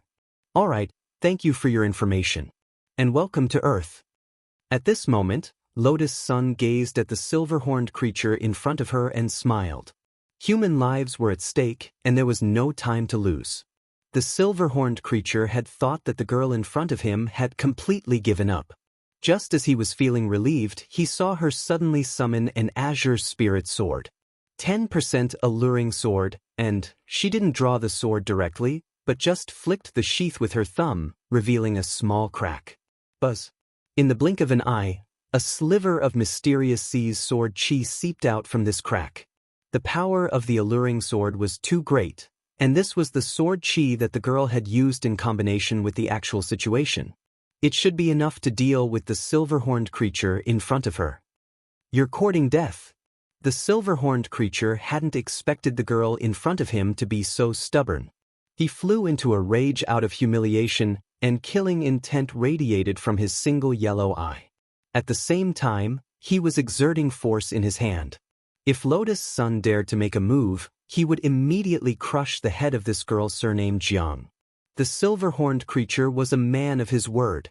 But at this moment, a strand of blue sword chi, as thin as a gossamer thread, pierced through his chest. The silver-horned creature stared in disbelief at this scene. Mysterious Sea's azure sword chi had pierced through his chest, and along his chest, his entire body was rapidly freezing. 10% alluring sword, and absolute 0. This was a powerful control-type ability that Mysterious Sea had recently comprehended. It was to ensure that the concentrated sword chi wouldn't be able to deal a fatal blow, and at the same time, provide a second layer of insurance. Anyone hit by Mysterious Sea's absolute 0 sword chi would instantly freeze up just like this. Slash. An aura as boundless as the ocean emanated from Lotus Sun's body. She still didn't draw the sheath, but stepped forward and easily cut off the silver-horned creature's right arm that was holding Jiang Yingying with just the sheath. Then, she cut off the silver-horned creature's head. She didn't make any unnecessary movements, but the girl who had stepped forward in her traditional Han dress was still the most dazzling firework of the night. Everything was finally over. Then, Lotus Sun freed Jiang Yingying from the silver-horned creature's severed right arm, and then checked her vital signs. Her heartbeat was stable and her pulse was normal, but there was some knockout drug in her blood. Combined with the fact that Jiang Yingying had been caught and brought here wearing only a nightgown, she must have been drugged and brought here by those aliens when she was about to get an essential oil massage in the hotel. Fortunately, she's fine. Lotus Sun secretly heaved a sigh of relief. Then she went to look for Wei Ji. Unfortunately, Wei Ji wasn't in good condition. She had found him in a corner of this abandoned factory. His face was deathly pale and his whole body had stiffened. He had been dead for at least 2 hours. Lotus Sun had no idea that Wei Ji had already been killed. How could this be? She immediately split off Mysterious Sea's healing sword chi to treat him. But unfortunately, it was all in vain. AI, there's nothing we can do now that he's dead. No matter how strong Mysterious Sea's healing sword chi is, it can't save someone who's been dead for 2 hours. Sun Yinger comforted her on the side. Unless there's something more powerful than Mysterious Sea's healing sword chi, Ling Zhenren is probably the only one who can do it. Classmate Wang Ling. At that moment, Lotus Sun suddenly thought of something. That's right. I still have this. That's the only way. I can definitely do it.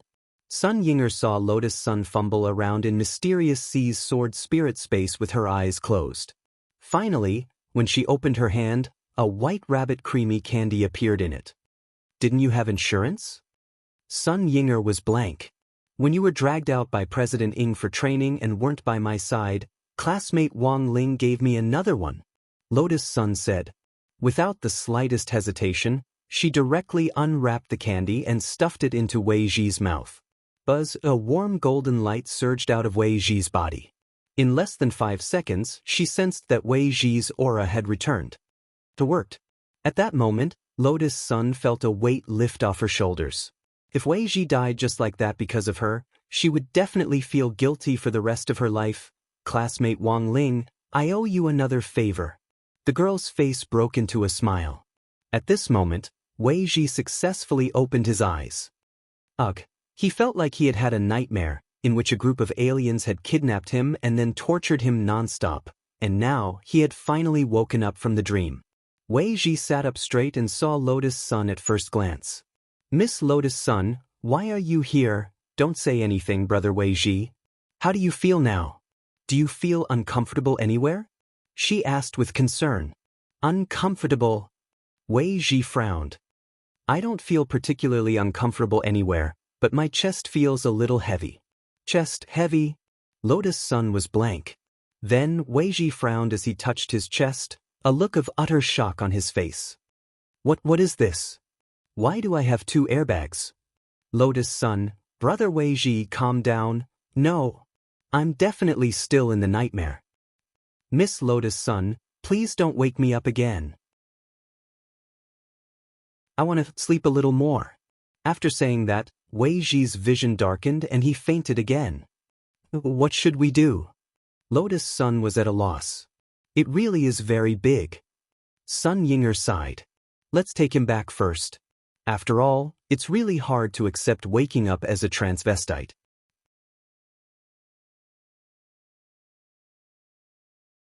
Chapter 1483.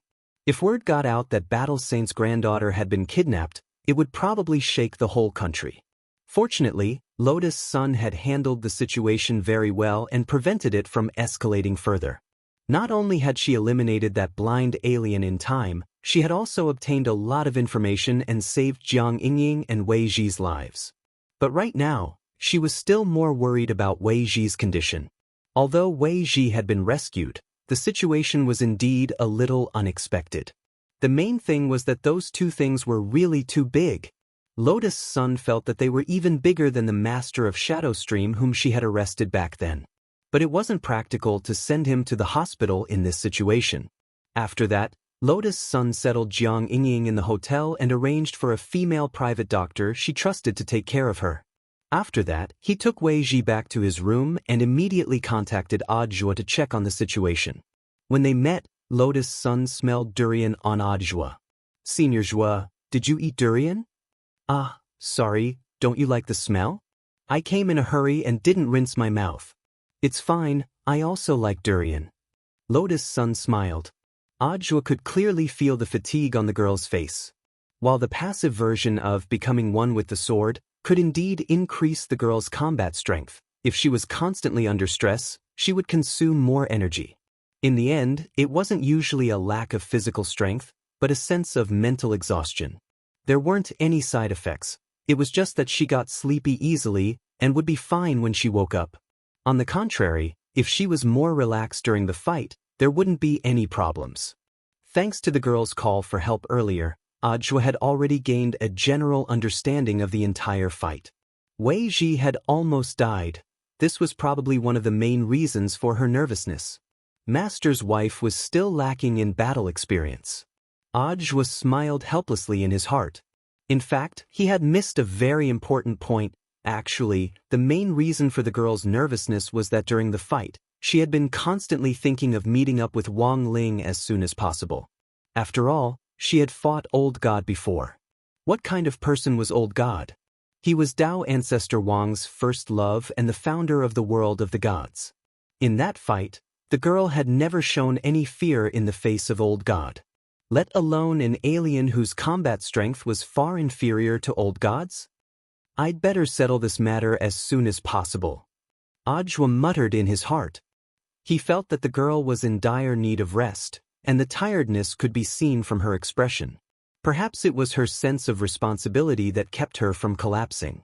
Walking over to the big bed Wei Ji was lying on, he rubbed his eyes, thinking that he was seeing things.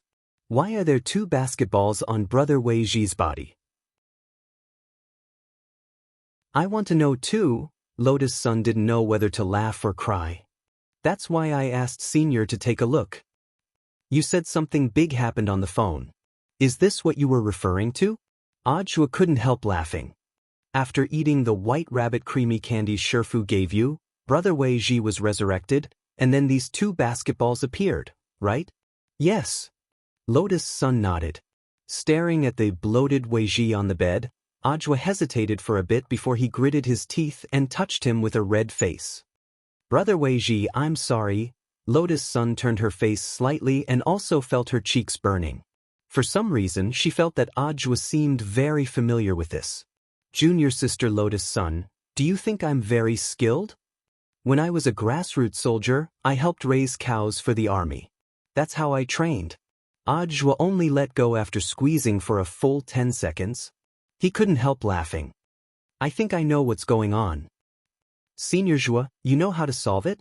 The creamy candies Shifu gave me have the effect of rapidly and continuously increasing spirit energy.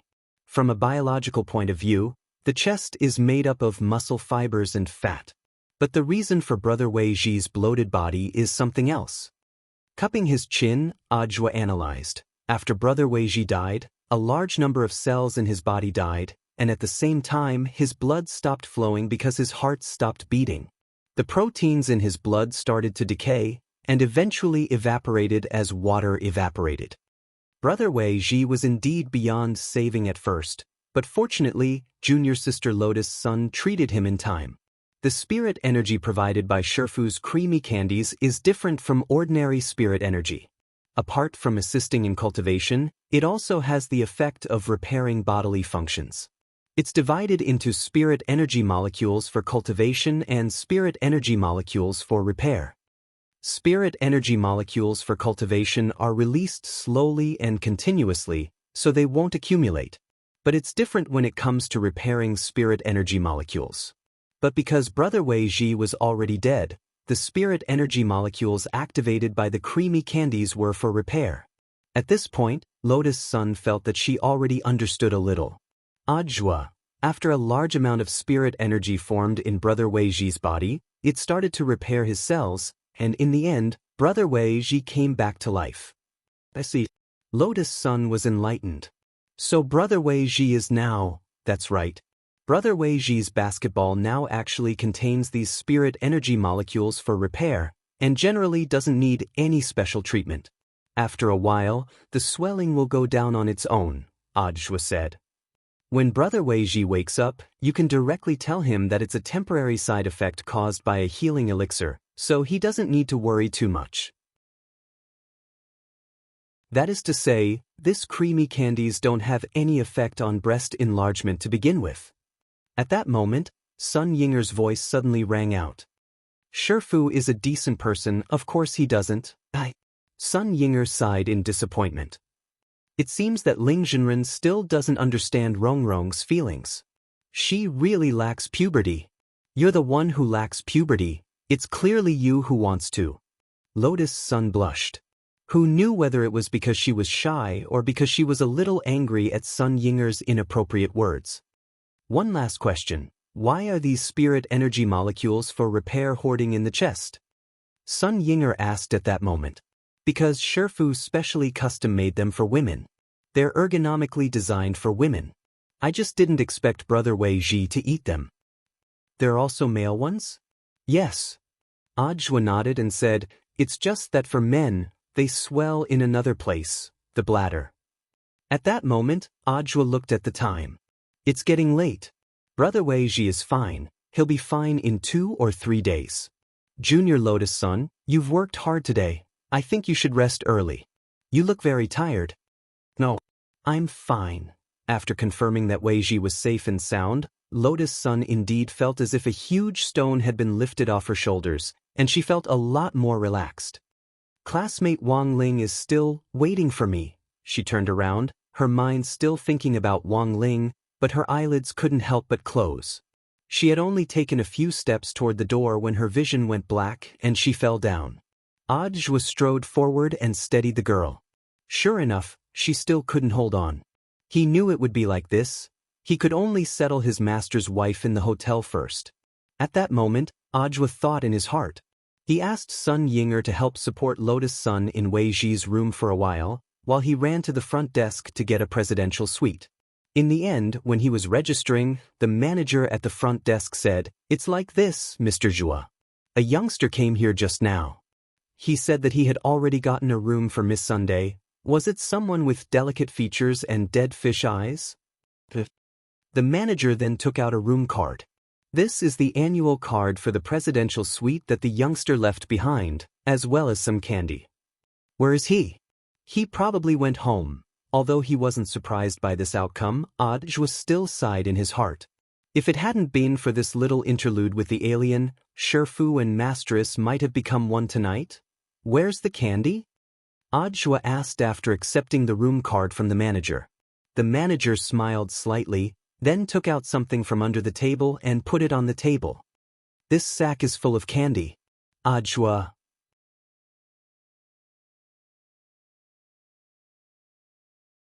Chapter 1484. A whole sack of White Rabbit creamy candies was already Wang Ling's trump card. But for Wang Ling himself, these candies were just for being stubborn sometimes. Perhaps Lotus Sun would come in handy now.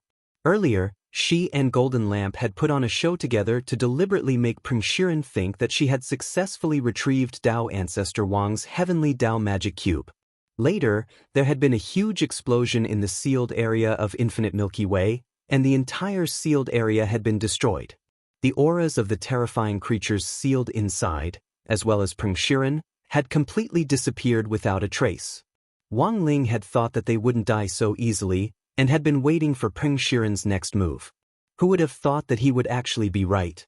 As for why they had been able to avoid Wang Ling's inspection, Wang Ling felt that it was very likely to have something to do with that mysterious ancient black stone. The ancient stone's radiation was very strong. Even in space, which Peng Shiren regarded as his home field, under the healing light of the stars, it was still difficult for him to hold on. But even so, given Peng Shiren's intelligence, as long as he could make good use of the ancient stone's ability, it would be completely fine to use it as a signal blocker. But Wang Ling felt that this might be harming the enemy while harming himself. Peng Shiren might indeed have used the power of the ancient black stone to create a shielding space, to magically disappear from the universe. But the problem was that if Peng Shiren stayed in this shielding space for one more day, all of his abilities would be directly blocked by the ancient black stone's influence. Of course, this was just Wang Ling's guess. But it should be close to the mark. Before returning to the Wang family's small villa, Wang Ling dropped by Wang Ming's research institute. He needed Wang Ming's help, so Wang Ming took this opportunity to collect the latest data on Wang Ling. Wang Ming, who was still wearing his white coat, took out a syringe and handed it to Wang Ling as he prepared to collect a blood sample. "This is a special needle, but as usual, do it yourself. My skin is rough and thick, I definitely won't be able to pierce it." Wang Ling obediently took the syringe. Recently, Wang Ming had been working on an improved Wang Ling No. 3 integrated smart humanoid mecha armor. This was the latest third-generation mecha armor, which was much more powerful than the previous 2 generations and had integrated a space transmission function into it. Wang Ming had set up this third-generation mecha armor in a container with a transmission function, so that when necessary, he could directly receive a transmission through satellite positioning and use it at any time. The most important thing was that Wang Ming didn't need to wear the third-generation mecha armor at all.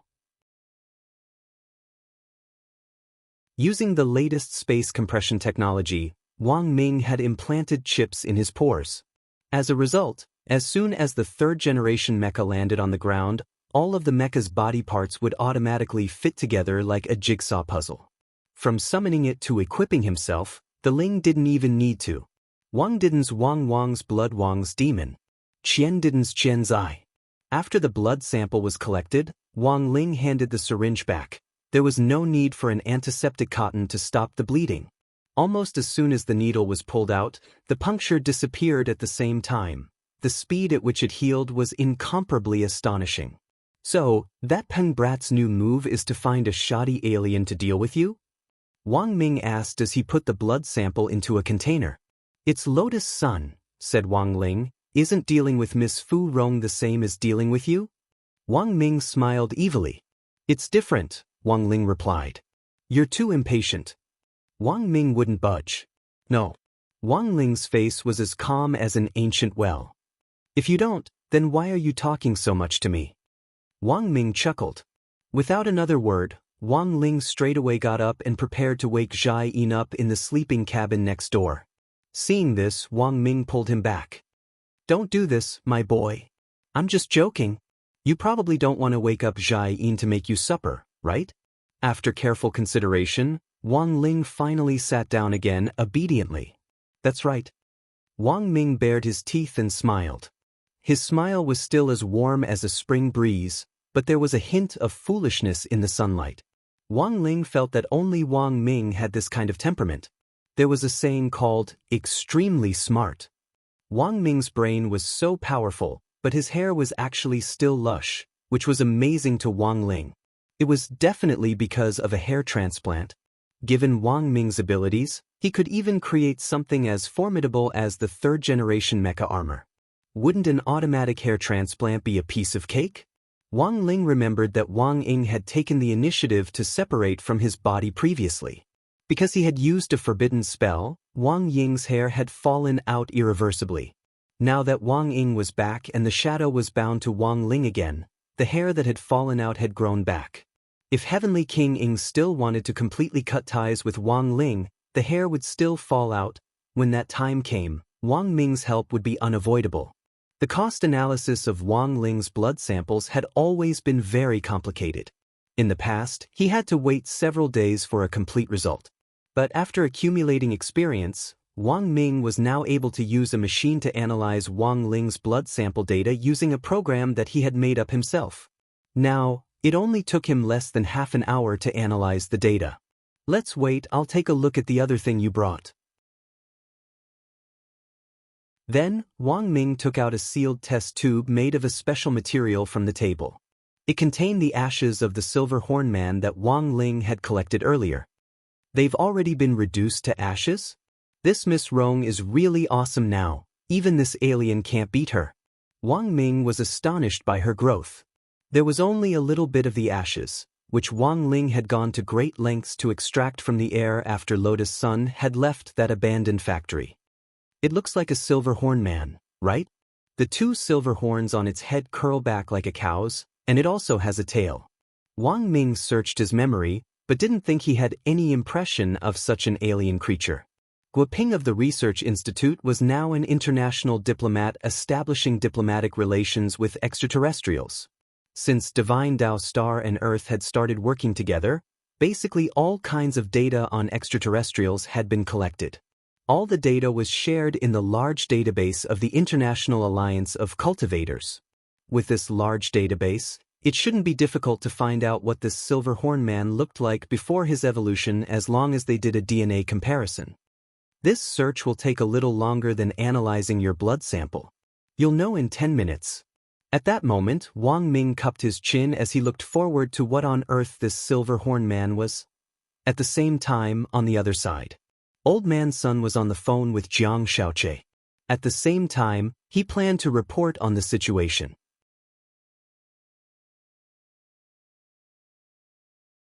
Chapter 1485.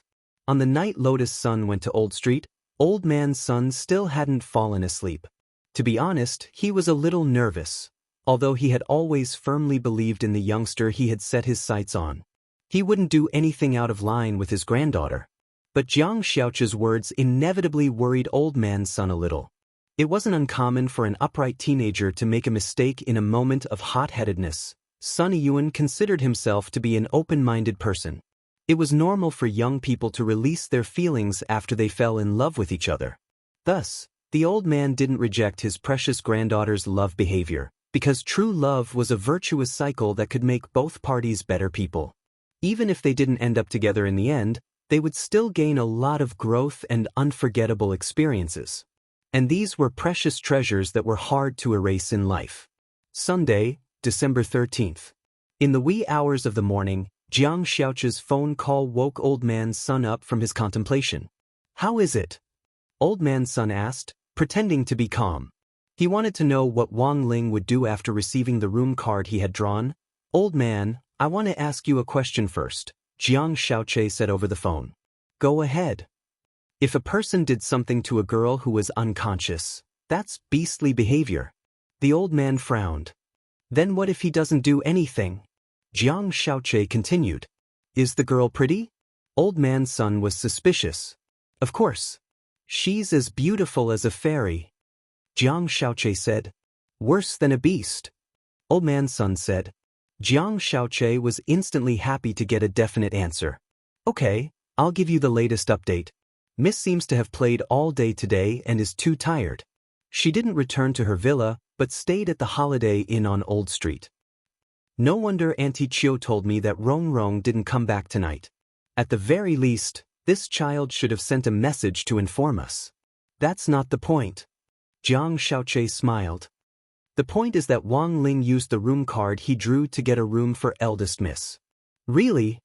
Old man's son's pupils trembled. "Then where is classmate Wang Ling now?" "Back. After getting a room, he gave the room card to the front desk. I can't believe he actually went back to his own home."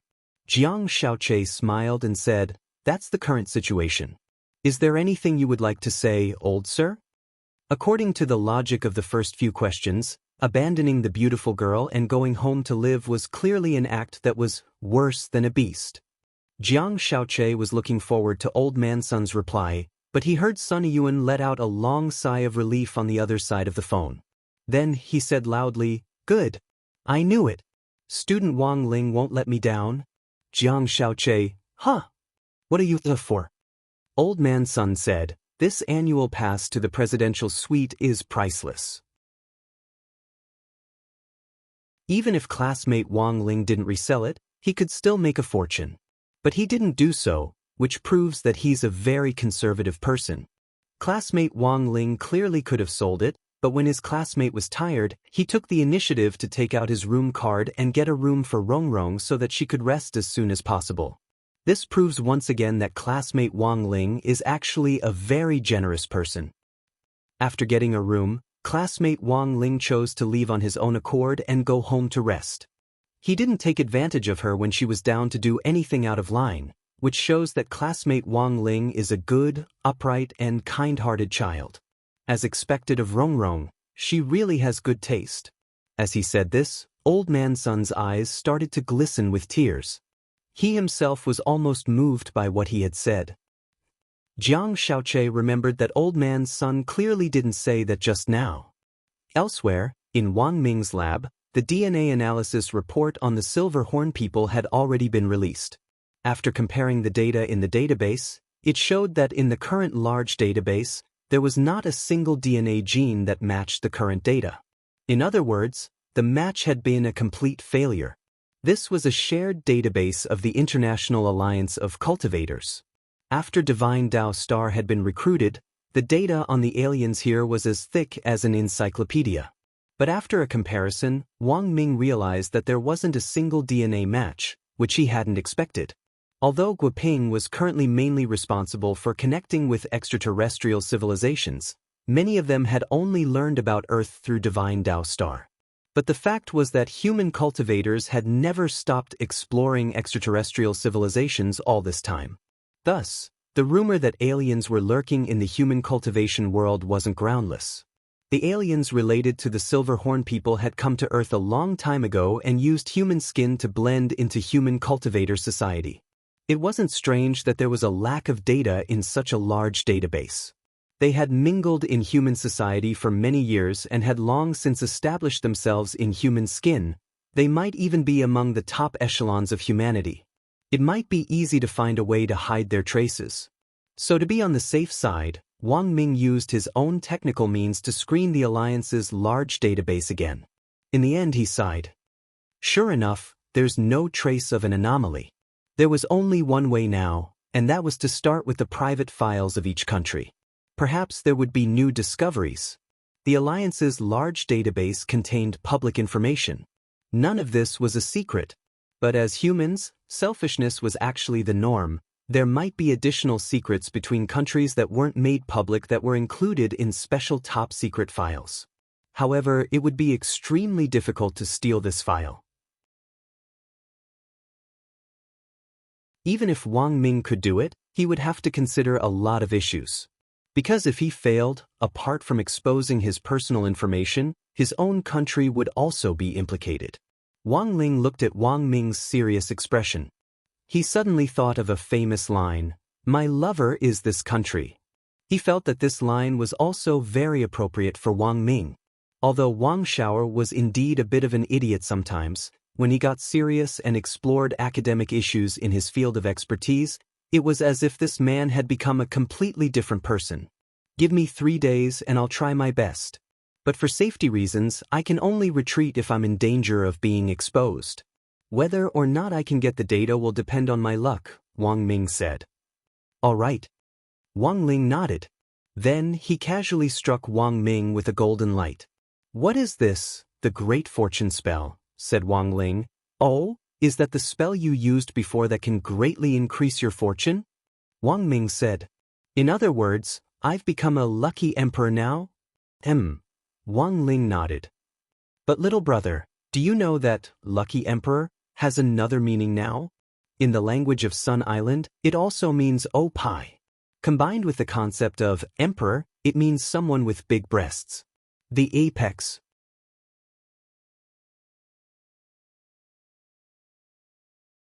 Chapter 1486. That night, Wang Ling's blood analysis report was released. Wang Ming stared at the arrow after each line of data on the sample, and he couldn't help frowning. This wasn't a rare expression. When middle-aged people in hospitals with high blood sugar levels and fatty livers received their reports, the expression on their faces was almost identical to Wang Ming's. Such a frowning expression could also be seen on other occasions. For example, when your parents received your school report. For example, when you saw an author who was unfinished. For example, when your teacher found out that you hadn't done your homework and had run off to read the daily life of the immortal king. For example, when you saw the author of a book write so many sentences starting with the word, for example, you might also frown and wonder whether this short and small author was faking the word count. Back to business. Generally speaking, when an ordinary person received a blood analysis report, their first reaction would definitely be to look at the arrow after the indicator. The normal range for cholesterol was 2.8 to 5.17 mol, and the test data was 6.17 mol. Although it was a little over, there was still hope. However, if there was an arrow in Wang Ling's blood sample, it often meant danger. Sure enough, it's just as I thought. The concentration of the energy is rising even faster than before. Wang Ming carefully examined the data in the analysis report, and his face turned a little unsightly. The analysis of Wang Ling's blood sample data had initially been for the purpose of building the 4th-generation mecha armor. In the end, the indicator in Wang Ling's body was extremely high, which was far beyond Wang Ming's expectations. According to the data on the talisman seal at the very beginning, the talisman seal could basically last Wang Ling for several years. In Wang Ling's body, the data on what Wang Ming called Ling energy concentration had reached an equilibrium level. As Wang Ling continued to grow, the talisman seal's suppression time decreased year by year. But because the talisman seal itself was constantly being upgraded, Wang Ming estimated that the next generation talisman seal wouldn't be a problem for at least 2 years. But now, he realized that he had miscalculated. Wang Ling's growth was faster than he had imagined. Wang Ming had specially given the talisman seal to number 59 high school back then, thinking that it would smoothly help Wang Ling get through high school. But now, he realized that while this talisman seal looked very new and didn't show any signs of cracking at all, but it seemed a little difficult to suppress the concentration of data in his body to an equilibrium level. Thus, finding a new substance that could be used to suppress Wang Ling was almost an urgent matter. You said that you found a mysterious black stone that even the king's eye couldn't see through when you sealed it, right? At that moment, Wang Ming suddenly said, "If possible, I hope you can get your hands on this black stone as soon as possible." Wang Ming felt that this ancient black stone which Wang Ling had mentioned earlier might be the key to everything. Of course, developing a new talisman was definitely not that simple. However, This matter should definitely be carried out as soon as possible. Then what should we do now? At that moment, Wang Ying finally couldn't help but ask. Are you very concerned about my brother? He and I are one. If he can't control his energy, he will explode. I will also be finished, Wang Ying replied. To be honest, Wang Ming had never seen what Wang Ying looked like, and only knew that this thing existed. Hearing the shadow behind Wang Ling suddenly speak now, Wang Ming was slightly taken aback. Interesting. My brother is autistic, but you aren't. Furthermore, you seem to be a chatterbox? Heh, the personality of a shadow is the opposite of that of the original body. Of course I won't be autistic. Wang Ying laughed. Besides, I've already tasted a girl. Saying this, Wang Ying licked his lips. He recalled how he had forced a kiss on Sun Yinger before, and even now, he still felt like he hadn't had enough. These last few days, Wang Ying had actually been looking for an excuse to do it again. However, he didn't know what was going on with Sun Yinger these past few days. She seemed to be exceptionally quiet, and she didn't deliberately speak ill of him, as long as she didn't violate the family rules. Wang Ying couldn't find any reason to punish him at all. It was really too much of a pity, the taste of a girl? Wang Ming also laughed. So what you're saying is that my brother is a virgin who hasn't even tasted a girl before? Isn't that so? Wang Ling was silent and had nothing to say. But as far as I know, you're also a virgin, right? Wang Ying suddenly said at that moment. The corner of Wang Ming's mouth twitched. He realized that in comparison, Wang Ling was indeed much more adorable. This shadow was 2F*** king annoying. Wasn't it better to be clear about some things? Why did he have to say it out loud and make people feel awkward? And the most important thing was that he couldn't do anything to Wang Ying. But out of respect for an adult man, Wang Ming still stubbornly said, I wasn't a virgin a long time ago. Is that so? Wang Ying laughed. Wang Ming blushed slightly, but still made up a story. When I was my brother's age, I didn't need too many female companions. Some of them were already pregnant with my children, and I heard that they could do functions as soon as they were born. At that moment, Wang Ling actually saw the faint black aura of a death-omened star between Wang Ming's eyebrows. He knew roughly what had happened. He was hesitating about whether or not to tell Wang Ming. But sometimes, this idiot brother just liked to brag without a draft. In any case, there was no tax on bragging. Sometimes, when he got carried away, he couldn't stop. You still don't believe me? Let me tell you, I know all kinds of positions. If you don't understand them in the future, you can come and ask me. Since you're my brother's shadow, I don't think it's too much for you to call me Brother Ming, right? You really have the nerve to say that. Wang Ying laughed. What's there to be embarrassed about? Your brother Ming has a lot of experience. Not only has he read countless movies, but he's also very experienced in actual combat. Do you know my brain deduction technique? Oh, you mean the ability to simulate countless situations in the brain, and then rank the results of these deductions in descending order according to their probability to arrive at the optimal solution. That's right. Wang Ming nodded. You said you kissed a girl once. But I'm different. With this ability, when I kiss a girl, my brain simulates thousands of ways to kiss, which can actually help me accumulate experience. Wang Ling was stunned. Weren't they supposed to be discussing his Ling energy concentration now? Why did they suddenly change the subject and suddenly start discussing this strange topic? And most importantly, Wang Ling realized that he couldn't get a word in edgewise.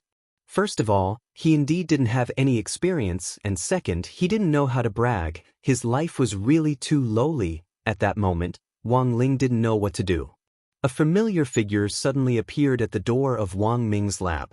At some point, Zhai Yin had woken up in the sleeping pod.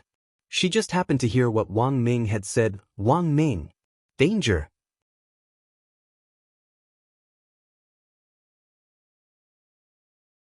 Chapter 1487. As Wang Ming's personal bodyguard, like most cultivators, Zhai Yin generally didn't need to rest at all. Her task was to protect Wang Ming and assist him in some of his experiments. In addition, if she discovered that Wang Ming was conducting relatively dangerous experiments, Zhai Yin would also consider reporting the problem to her superiors. Wang Ming actually didn't dislike Zhai Yin, but there were times when she was too rigid in her work. Most importantly, there were a lot of things that he couldn't explain to her, which created some communication barriers. Then Wang Ming thought of an idea.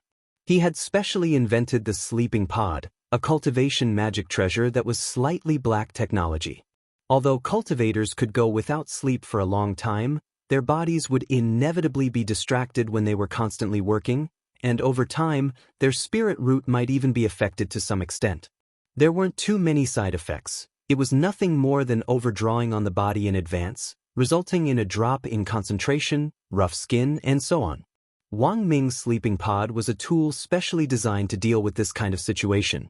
Sleeping for 5 minutes in the sleeping pod was equivalent to sleeping for 24 hours and could quickly recharge a cultivator's batteries. Currently, the sleeping pods that Wang Ming had invented could be divided into the home type and the capsule type. The capsule type sleeping pod had already been put into military use. As long as it was placed on the ground, the capsule would automatically expand when it was shaken, and then turn into a sleeping pod the size of a person. It was also a one-button operation to retract it, and it could be compressed back into a capsule by pressing a specific button. Wang Ming had now successfully applied for a patent on the sleeping pod. After the official announcement that it would be put into military use, there were a lot of orders from military factories, which was also Wang Ming's source of funding for his experiments. Just counting the orders from Huaxiao Nation alone, there were already several billion yuan. When he ran out of money, he would make some little gadgets to make a little money, that was all. As the most powerful brain, it had never been difficult for Wang Ming to develop new products. Of course, on the surface, he had invented the sleeping pod to serve the military, but the truth was that his original purpose had been to restrain Zhai Yin. Zhai Yin wouldn't let him do many of the experiments because they were dangerous. In this case, it was fine as long as he could lock Zhai Yin in the sleeping pod. Although Zhai Yin was a tomboy, she was in the end a girl who loved beauty. Zhai Yin didn't need Wang Ming to explain that not sleeping for a long time wasn't good for the skin. Thus, after the sleeping pods were invented, Zhai Yin had practically become accustomed to using them. Wang Ming had also figured out how she used them, and had taken advantage of Zhai Yin's time off to conduct a lot of secret experiments.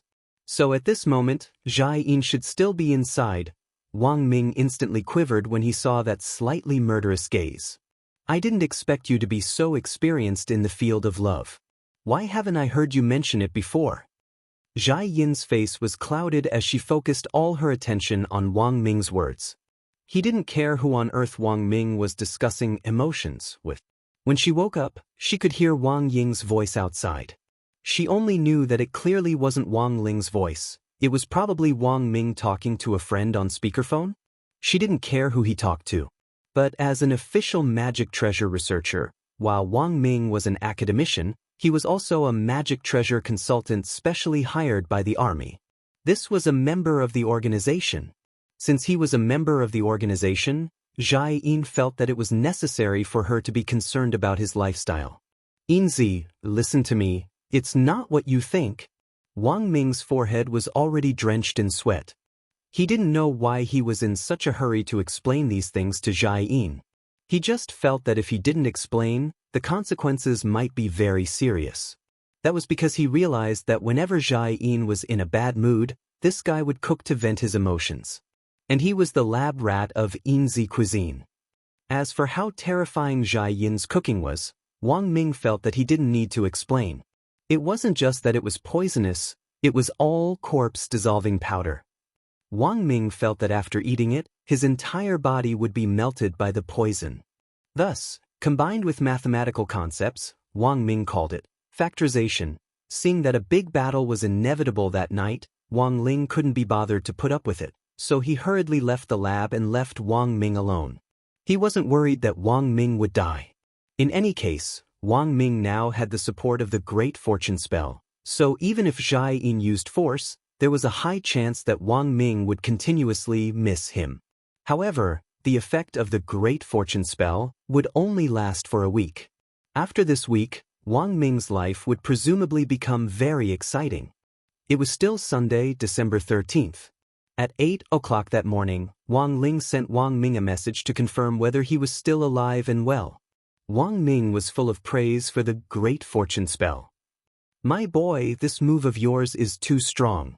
After you left yesterday, I was flustered and exasperated and used a set of Wing Chun boxing on me, but in the end, it didn't even hit me." He knew it would be like this. Wang Ling wasn't surprised by this outcome. He replied to Wang Ming in a few short messages. The gist of it was for Wang Ming to take it easy and not be too cheap. Because the spell only lasted for a limited time. If he acted stupidly now, it would be Wang Ming himself who would suffer when the time was up. Wang Ling usually disdained using the Great Fortune spell on himself because it made his life very boring. And unless there was a special need for it, Wang Ling didn't intend to use it on other people lightly. For ordinary people, the Great Fortune spell might have a very good effect for a while, but if they got used to it, they would become dependent on it. In fact, it wasn't just dependence. Apart from Wang Ling himself, when anyone else used this spell, the effect of the increase in fortune would continuously decrease, and the more frequently it was used, the faster it would decrease. Wang Ming was a powerful person. With the blessing of the Great Fortune spell, it was like adding wings to a tiger and adding flowers to a brocade. But there was no need to use it frequently. On the other side, Lotus Sun slept for a very long time. When she woke up, she found herself lying on the big bed in the hotel's presidential suite, and Sun Yinger was next to her, taking care of her. "Rong Rong, you're awake? What's wrong with me?" The girl got up and looked at the bathrobe she was wearing, and couldn't help feeling puzzled. "Who helped me change?" "Ling Jinren, of course." Sun Yinger smiled evilly. "You were too tired yesterday, so you fainted. Ling Jinren brought you here to take a bath and change your clothes?" "Classmate Wang Ling. How is this possible?" Lotus Sun covered her small mouth, her beautiful face pale. "I'm just kidding, of course it was me." Sun Yinger's face was full of grievance. "You know, Rong Rong, my waist isn't very good to begin with. But then again, are you looking forward to something?" Lotus Sun's face instantly burned to her ears. "I wasn't."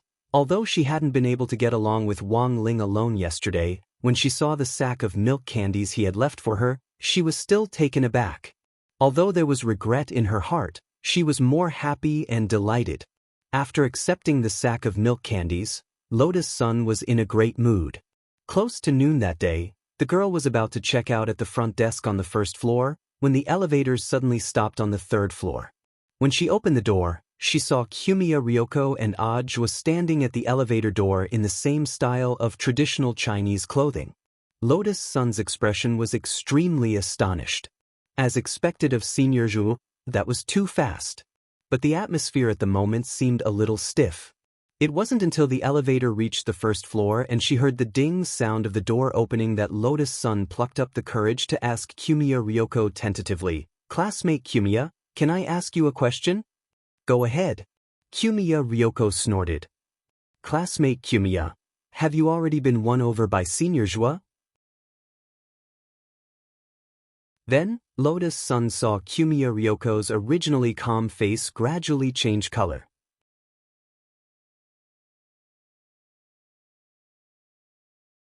Chapter 1488. Hearing such a straightforward question, the expression on Ryoko's face instantly became extremely interesting. She and Ajwa had gone downstairs mainly to hand over the task with the female bodyguard called Junko.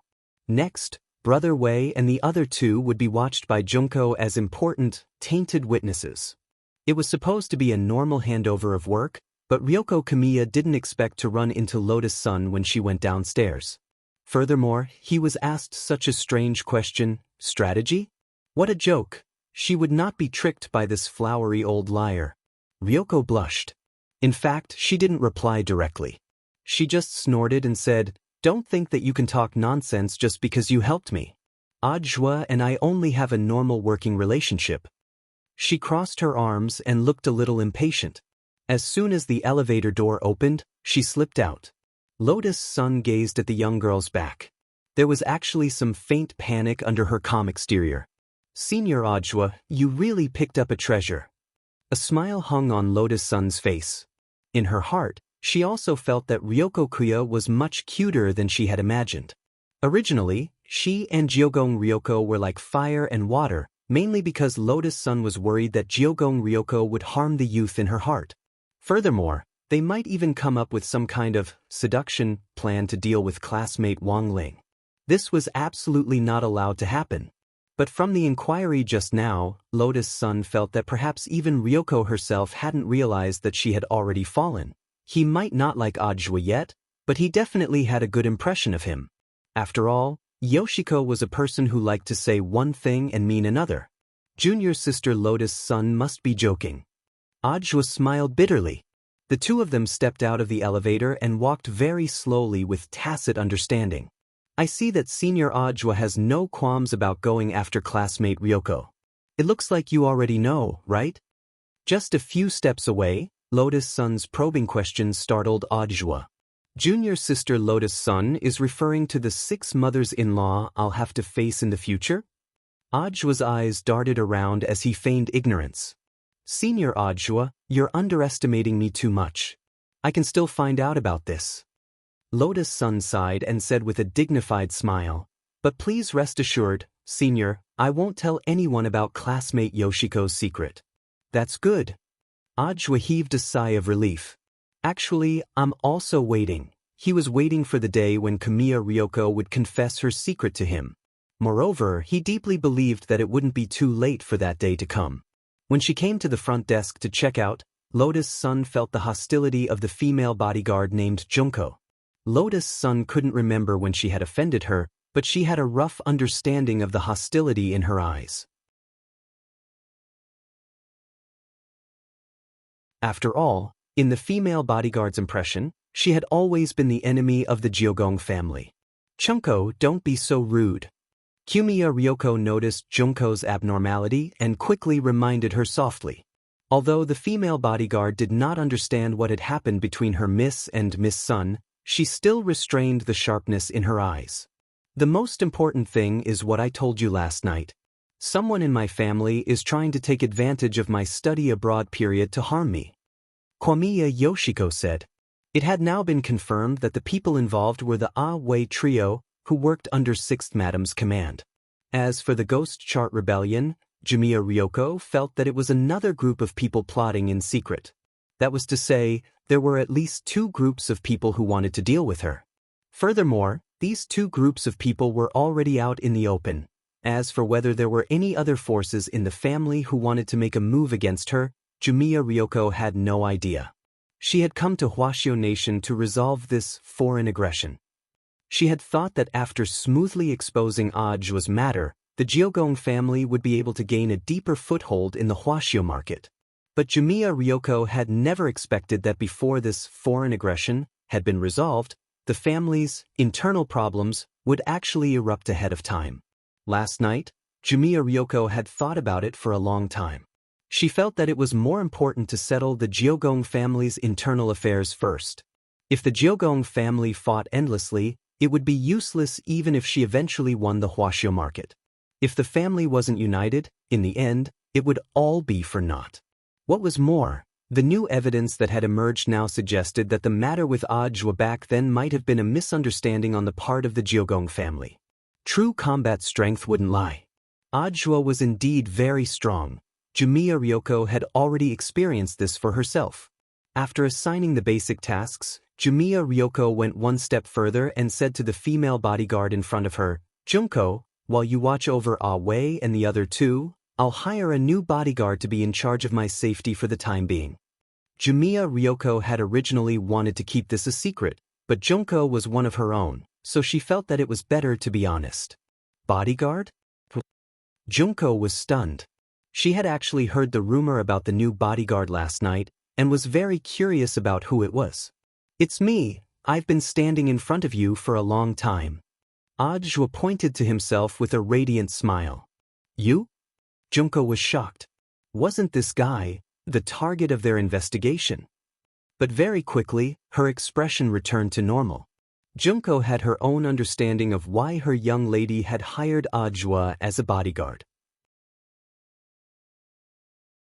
It had to be to better get close to Ajwa and find evidence of his impersonation, which was why she had arranged this show, right? She understood. In fact, Junko herself was also very angry with these impersonators. The main thing was that there had been more and more news about impersonators recently, such as impersonating someone else's identity and getting into a university. Although their education had been revoked later, this kind of behavior had already interfered with other people's lives. These people who used power and money to change their own fates had no idea how much effort the person they were impersonating had put in to change their own fates.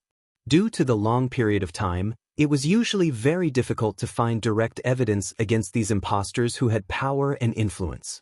So eldest Miss Ryoko had thought of hiring Ajwa as a bodyguard to keep this guy by her side, which would make it easier to collect evidence, as expected of eldest Miss Ryoko. Looking at the female bodyguard's frowning face, Jumiya Ryoko was speechless. She had never doubted Junko's imagination, but faced with Ajwa and her current situation, Jumiya Ryoko indeed felt that it would be difficult to explain this complicated relationship in just a few words. Thus, she could only sigh in her heart and ignore what the female bodyguard was thinking for the time being. Also, have you found the senior I asked you to help me find? Jumiya Ryoko suddenly asked at that moment. The senior changed his address, and it took us a while to find him, the female bodyguard said. Judging from his current whereabouts, he seems to be going to Battle Sect a lot recently. Going to Battle Sect a lot? At that moment, Jumiya Ryoko glanced at Ajwa and felt that he could help. Many people go to Battle Sect, so who is this senior? Ajwa asked, rubbing the back of his head. This is the original creator of the Ghost Record. Jumiya Ryoko looked at Ajwa and said, I can't tell you anything else, but this senior's name is Jin Deng. Ajwa.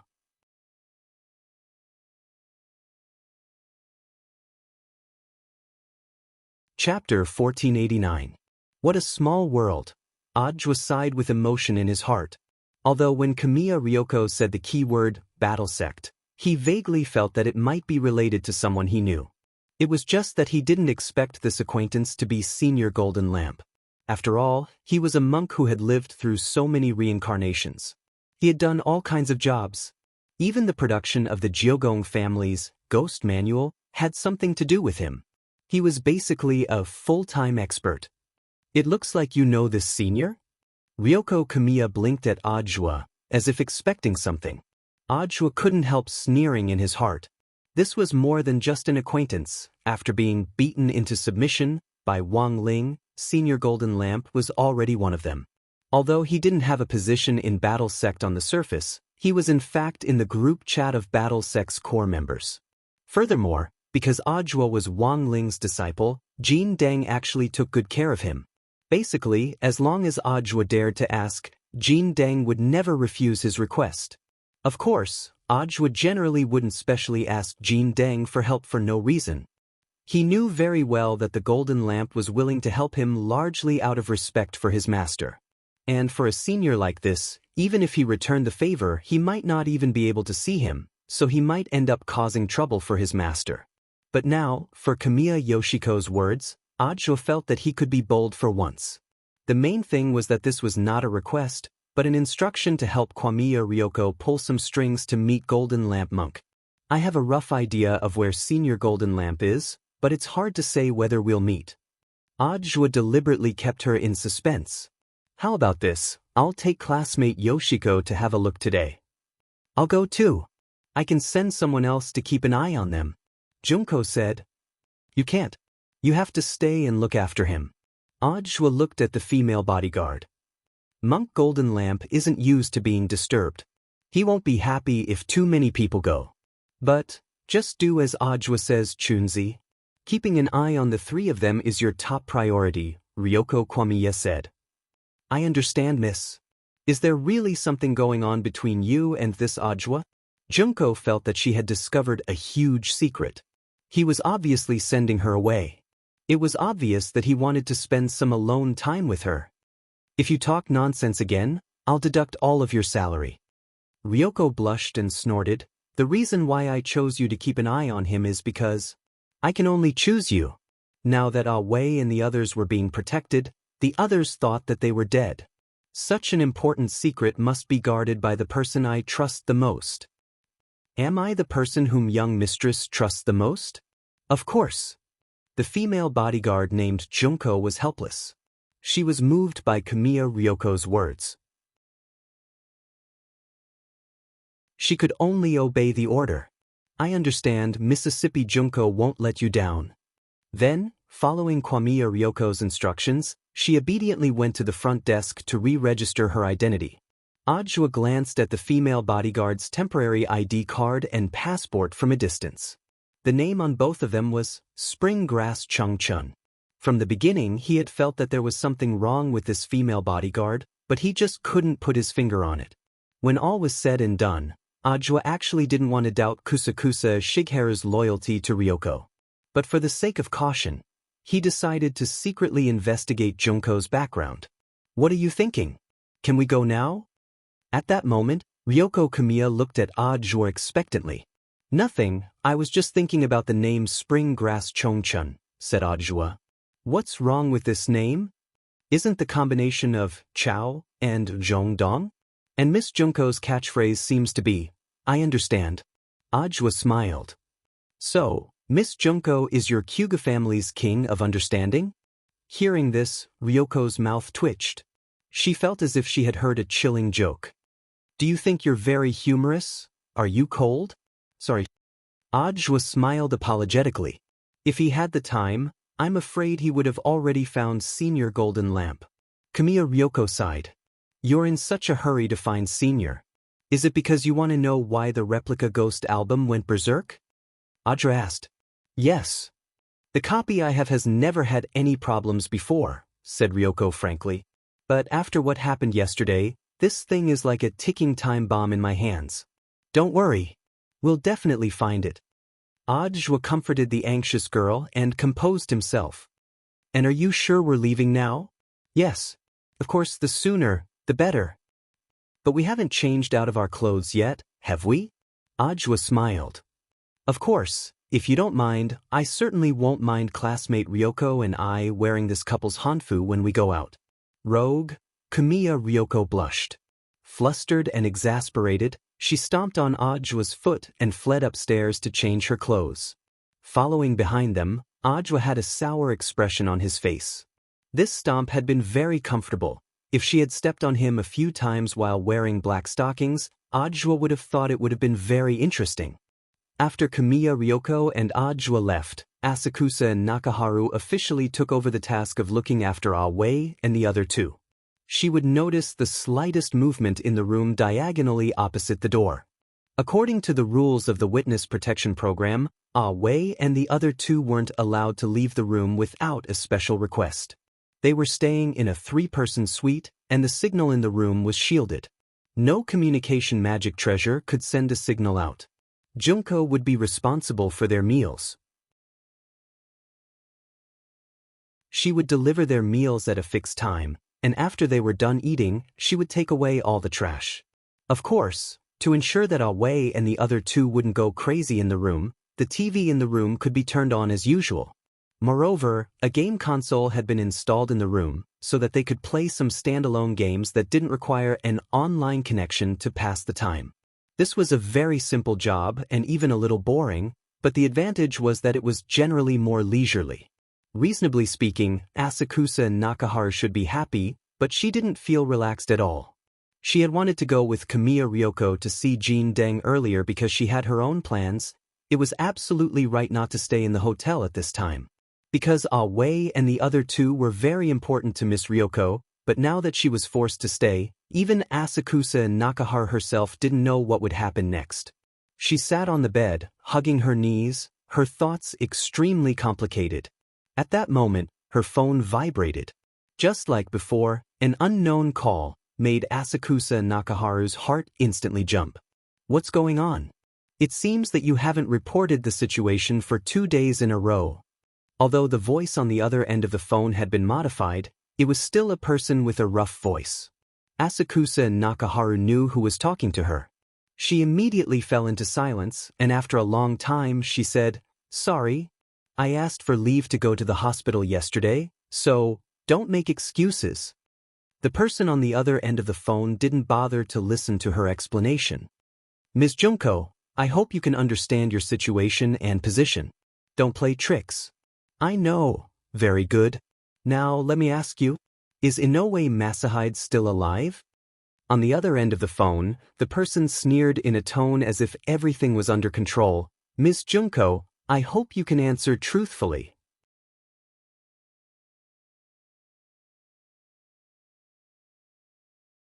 Chapter 1490. Kumiya Ryoko had changed into light white sportswear. In fact, this was spring grass Shigeru's clothes. Given that there would be more field work later on, it seemed more convenient to move around in sportswear. She had put her hair up and a white cap over it. From a distance, she looked like a very good-looking boy. Of course, the main reason why Kumiya Ryoko looked like a boy wasn't the sportswear, the coiled hair or the cap, but the fact that her chest wasn't too high above sea level. Ajwa personally drove Kumiya Ryoko to where Golden Lantern was currently staying. On the way, from time to time, he would look at the girl sitting in the front passenger seat with her arms crossed and her eyes slightly closed.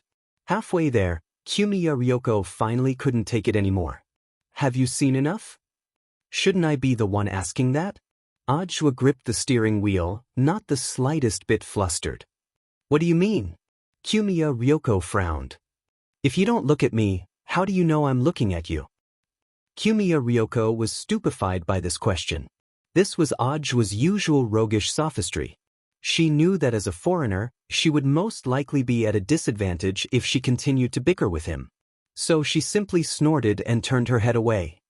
If you want to look at me more generously. Isn't it a little too petty to look at me through the reflection in the glass window? Ajwa laughed. Nonsense. Ajwa didn't know if he had hit the nail on the head, but the girl's face heated up. As long as you know whether I'm talking nonsense or not. Aren't you always looking at me out of the corner of your eye? I'm driving, so I have to watch the road. I can't help it, I can only look at you out of the corner of my eye. She was glad that the car was now passing through a tunnel. The environment inside was relatively dark, so her expression couldn't be seen, otherwise it would have been too embarrassing. Kumiya Ryoko was a very good person at adjusting her mood. Even Lotus Sun couldn't catch up to her in this regard. The moment the car drove out of the tunnel, the girl's expression had already returned to normal, and she had that cold poker face again. Unfortunately, Ajwa sighed in his heart. He had never denied that he liked to tease Ryoko Kumiya.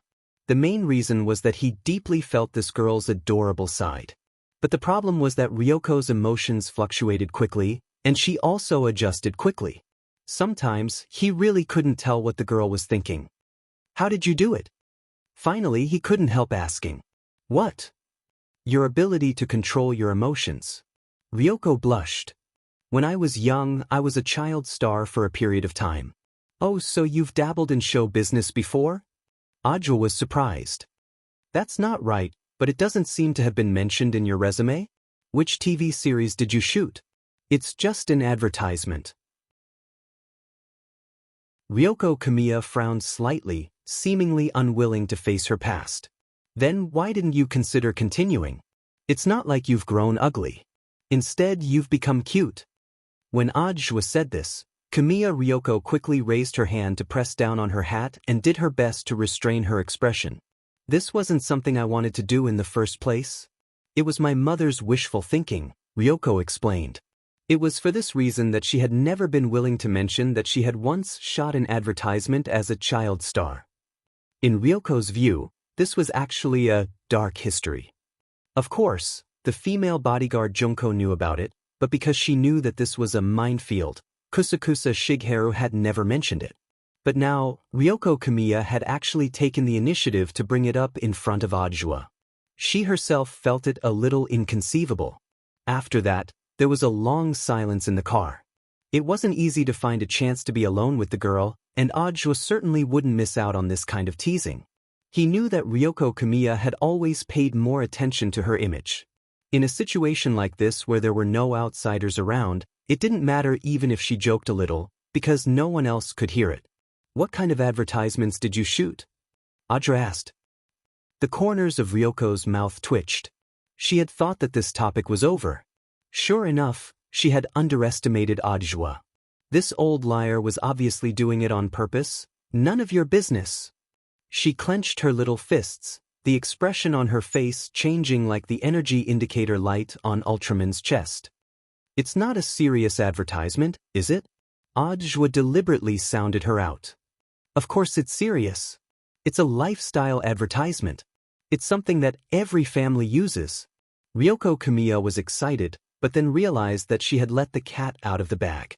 A lifestyle advertisement? Audiobook thought for a bit. Toilet paper? Roll paper? This was the first answer that came to his mind. After all, these two things were essential for a single man.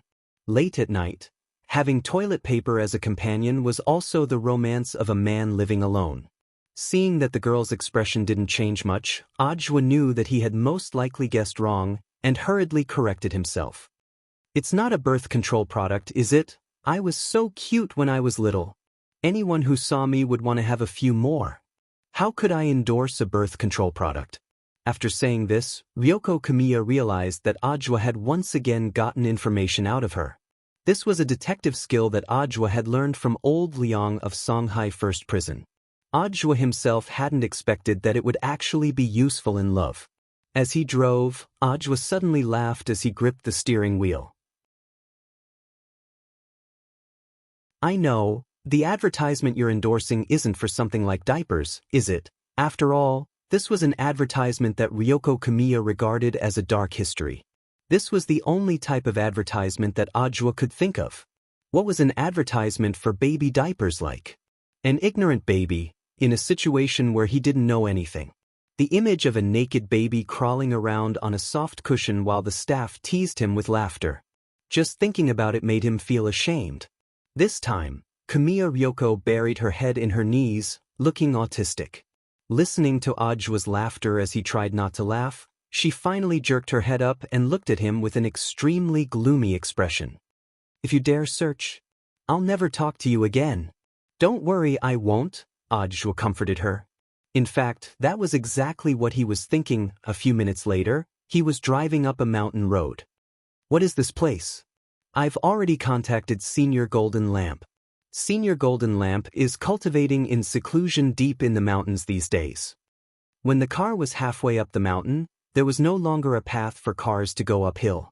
This was an abandoned observation deck that hadn't been visited for a long time.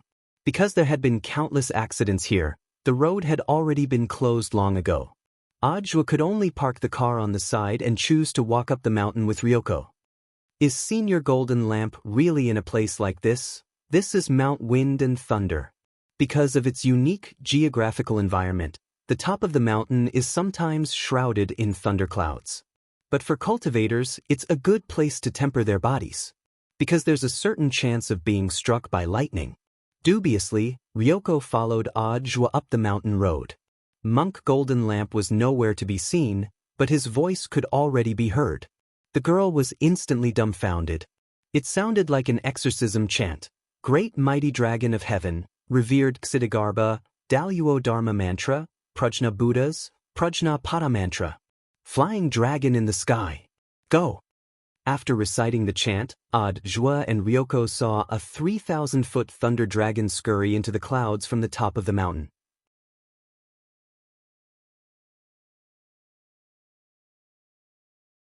Chapter 1491. When this thunder dragon shot out of Golden Lamp Monk's palm, it stirred up all the dark clouds in the sky, twisting them together like fried dough twists. In a flash, thunder roared in the sky, accompanied by a dragon's roar. By the time Audiobook and Ryoko reached the mountain top, which had been covered by dark clouds, was now a dazzling scene of sunlight shining through the clouds and fog. Monk Jindang's palm had completely depleted the thunderclouds that had accumulated in this area.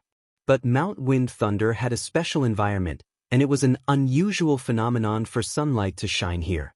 The bright scene was temporary, and in less than half an hour, it would be covered by a large number of dark clouds again. Ordinary people wouldn't dare set foot in a dangerous area covered by heavenly thunder like this, and Golden Lamp Monk naturally didn't care. He could even withstand the thunder of primal chaos, to say nothing of this insignificant nature.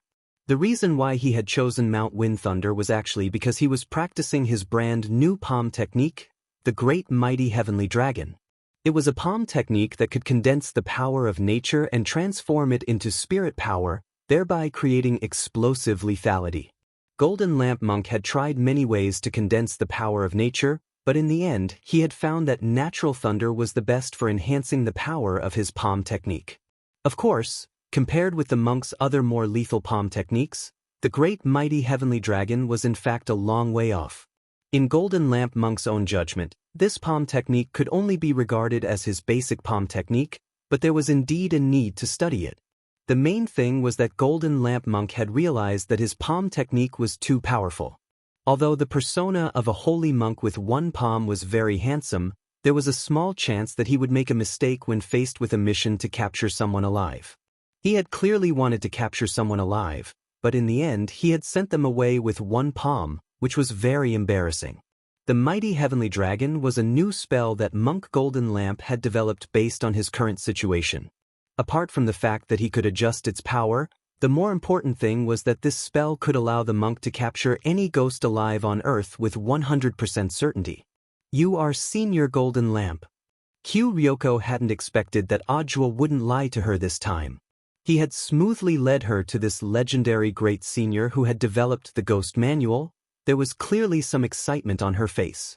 She had wanted to kneel down in a grand salute, but the moment she bent her knees, Golden Lamp Monk helped her up. "Miss, you don't have to be so polite." Tyrant smiled. His bright and clean head was reflecting light under the direct sunlight. Kwamiya Yoshiko was stunned. She suddenly felt that Golden Lamp Monk was much kinder than she had imagined, and he looked younger than she had imagined. "Senior, do you know me?" Ryoko Kwamiya asked. "Of course, you are a child of the Jiogong family." Jin Deng said, "The old master of the Jiogong family used to be my old friend, and the ghost record I gave him back then was actually the proof of our friendship." "Then you must know about me, Senior?" "Of course. Mr. Zhuo and I are also good friends. Before he told me, I already knew that you were coming to find me." A few short words shocked Kwamiya Yoshiko. Monk Golden Lamp's foresight was even more amazing than she had imagined.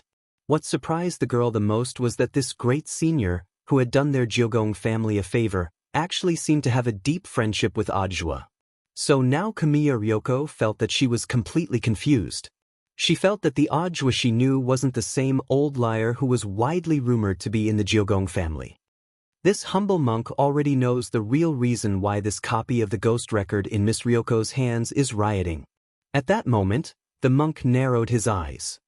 Someone used the main book of the ghost record to forcibly open the escape passage of the copy and release those ghosts. Used the main book? Kwamiya Yoshiko frowned deeply. The main book of the ghost record had been sealed in the Jiogong family's house. In other words, the real reason why this copy of the ghost record had rioted was indeed related to someone in the Jiogong family on Sun Island. Kwamiya Yoshiko. But who on earth? Hearing this, the monk was silent for a while before he said indifferently, "It's not time for this humble monk to reveal this matter. Because it concerns the fate of Miss Ryoko and the Jiogong family. So this humble monk can only say this much. Miss Ryoko will have to investigate the rest on her own." "I understand. Thank you for your guidance, Senior." Kwamiya Yoshiko's pupils contracted slightly. At the same time, she had a new plan in mind. To deal with the internal affairs of the Jiogong family, she had to deal with them first. But if she returned to investigate in person now, she was bound to encounter an even more dangerous situation. So now, there seemed to be only one way left. This was the plan that Kwamiya Yoshiko had suspended. But now, it seemed that this plan was the best choice. And so, that night Kwamiya Yoshiko went to see someone. After deciding to use this suspended plan again, it took her several hours to make up her mind. For Kwamiya Yoshiko, in her short life of more than 10 years, it was the first time that she had paid a special visit like this. As the person whom Kwamiya Yoshiko was asking for help, even Lotus Sun was surprised. "Classmate Yoshiko you." In the living room of Lotus Sun's villa, all kinds of gifts from Kwamiya Yoshiko were placed on the floor. There were perfume, high-end cosmetics, skincare products, and many local specialties exclusive to Sun Island. I know you don't lack anything, so if you want these things, just take them. In any case, I'm putting them here, so it doesn't matter if you throw them away. Kwamiya Yoshiko snorted. Classmate Yoshiko, since it's a gift from classmate Yoshiko, of course I'll cherish it. Lotus Sun laughed. After understanding Kwamiya Yoshiko's personality, she was no longer surprised by some of the girl's harsh and rude words. Because these words had to be heard in reverse. Since you've accepted my gift, does that mean you're willing to help me? Kwamiya Yoshiko had a hopeful look in her eyes. I have to hear what kind of help it is first. Lotus Sun smiled. If classmate Yoshiko is here for breast enhancement, there's nothing I can do. You speak as if you're very old. Kwamiya Yoshiko snorted. I'm older than you, classmate Yoshiko. Lotus Sun smiled. She was deliberately testing Kwamiya Yoshiko's sincerity. In the end, to Lotus Sun's surprise, the girl in front of her didn't get angry because of these words, and seemed to really want something from her. I didn't come to you for this. Kwamiya Yoshiko composed herself and looked at Lotus Sunday. After a moment of hesitation, she slowly said, I want to ask classmate Lotus Sun to pretend to be me and return to the Kwamiya family. Why are you asking me? Faced with such a request, Lotus Sun was surprised.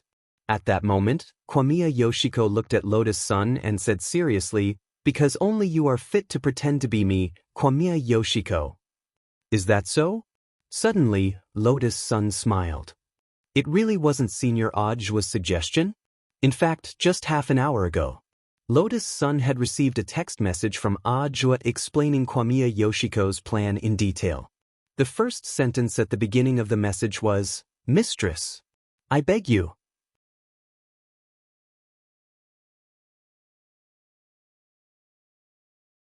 Chapter 1492. He had Lotus Sun disguise herself as him and return to Sun Island to solve the clan's internal problems. Ryoko Kamiya really didn't have much confidence in whether Lotus Sun would agree or not. While everyone in the Jiogong family thought that she was still studying in Huaxiao Nation, the fake Jiogong who was pretending to be her suddenly appearing in the family would definitely throw those people who were secretly plotting against her into chaos. And this transformation trick was something that Ryoko Kamiya had thought of from the beginning. She knew that someone in her family was trying to make a move against her, so she made a plan in advance. This was a good way to lure the snake out of its hole. It was just that Kwamiya Ryoko didn't expect that the people in the clan would be so eager to make a move on her, so the whole plan had to be carried out ahead of schedule.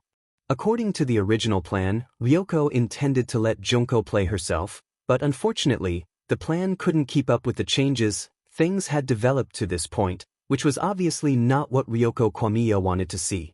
Human nature was complicated, even more complicated than the ghosts recorded in the ghost register. I see. After listening to Kamiya Ryoko tell her everything she knew, Lotus Sun nodded slightly. So, classmate Ryoko, you've already noticed that there's something wrong with the female bodyguard called Kusa Shigeru, right? The expression on Ryoko's face was a little melancholy. But it was only after I came to Huaxiao Nation that I learned the exact information. So, the plan to let Junko disguise herself as me and return to the Kyugu family to lure the snake out of its hole has to be changed. Why did she betray you? Maybe it's because he was threatened. What I know is that Junko has a sister who is not related to her by blood. Kamiya Ryoko said, it should be her sister who was kidnapped. From the looks of it, it was similar to the Sixth Madam. The Sixth Madam's family was a well-known underworld family on Sun Island. But we don't have any concrete evidence yet. Do you need help? No, in fact, Junko's sister has been successfully rescued by us, Kamiya Ryoko said. Since you knew there was something wrong with Miss Junko, why did you still send her to the hotel? Lotus Sun asked. Hearing this, Ryoko frowned slightly. Junko watched me grow up.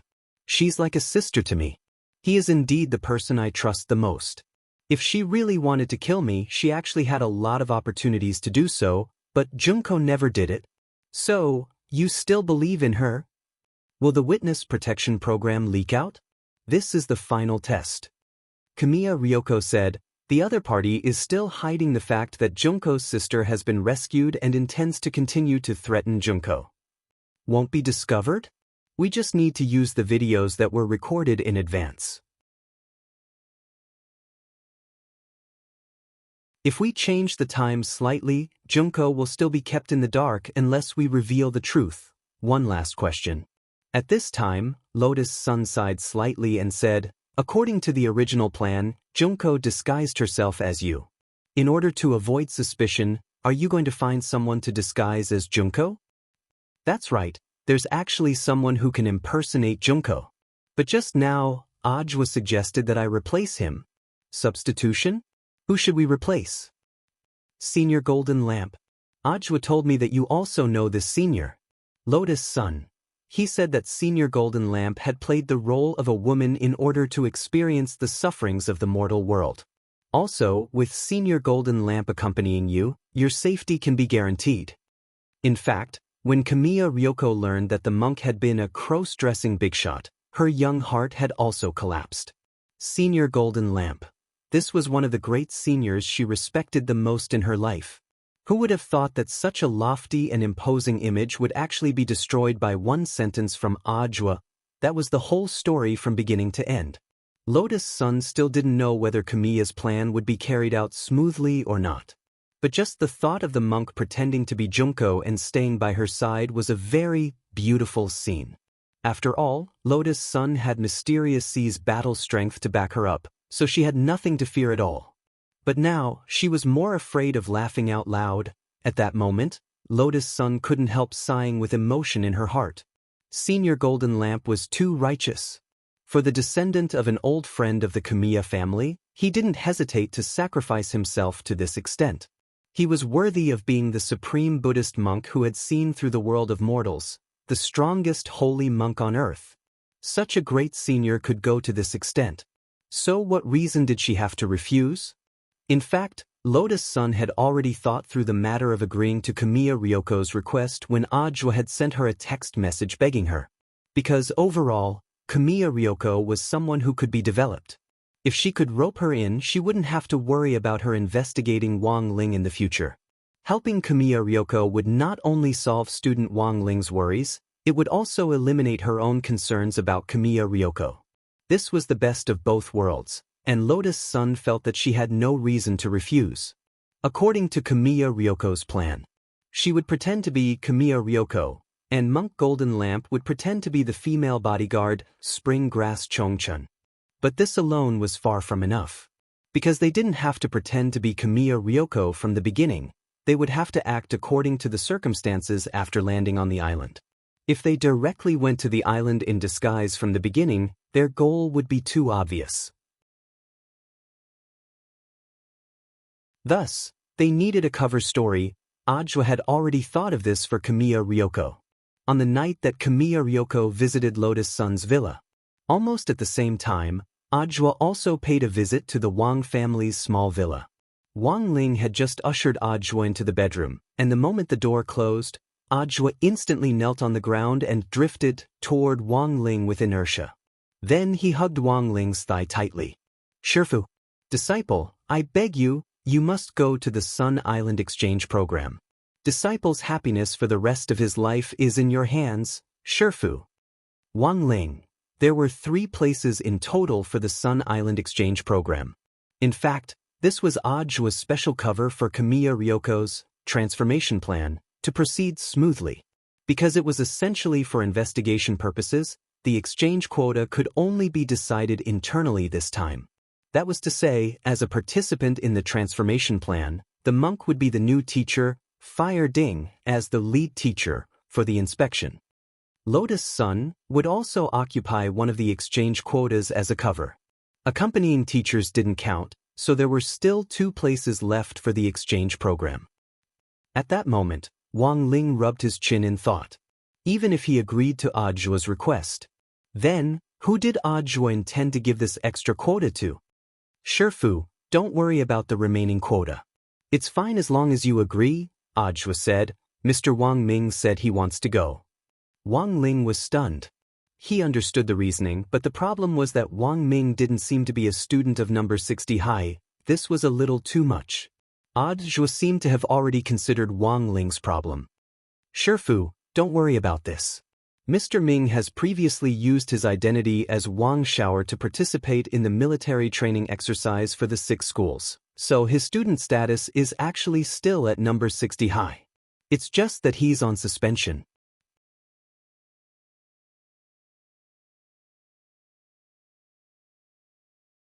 Chapter 1493.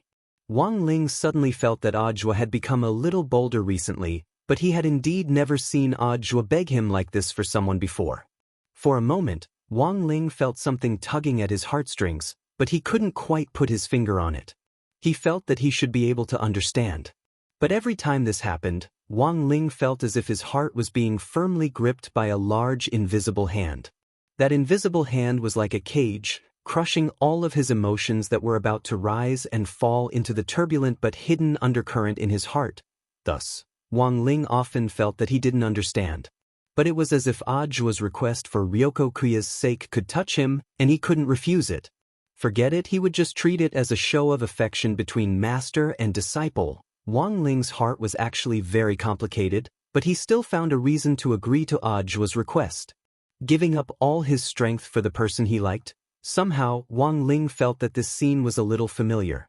During the joint military training exercise for the 6 schools last semester, the old devil had knelt before General Yi in front of everyone for the sake of his wife.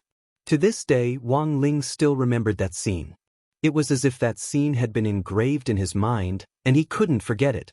Perhaps he still needed a lot of time before he could truly understand that kind of action, but he still had a long road ahead of him.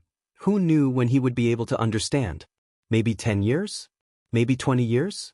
Or maybe forever? Wang Ling smiled bitterly in his heart. He reached out to rub the curls on Audiobook's forehead, and he felt a warm current flow between his eyebrows into his head. It was as if Wang Ling had given him strength to fill up the reservoir of the 33 paths of primordial qi inside his body.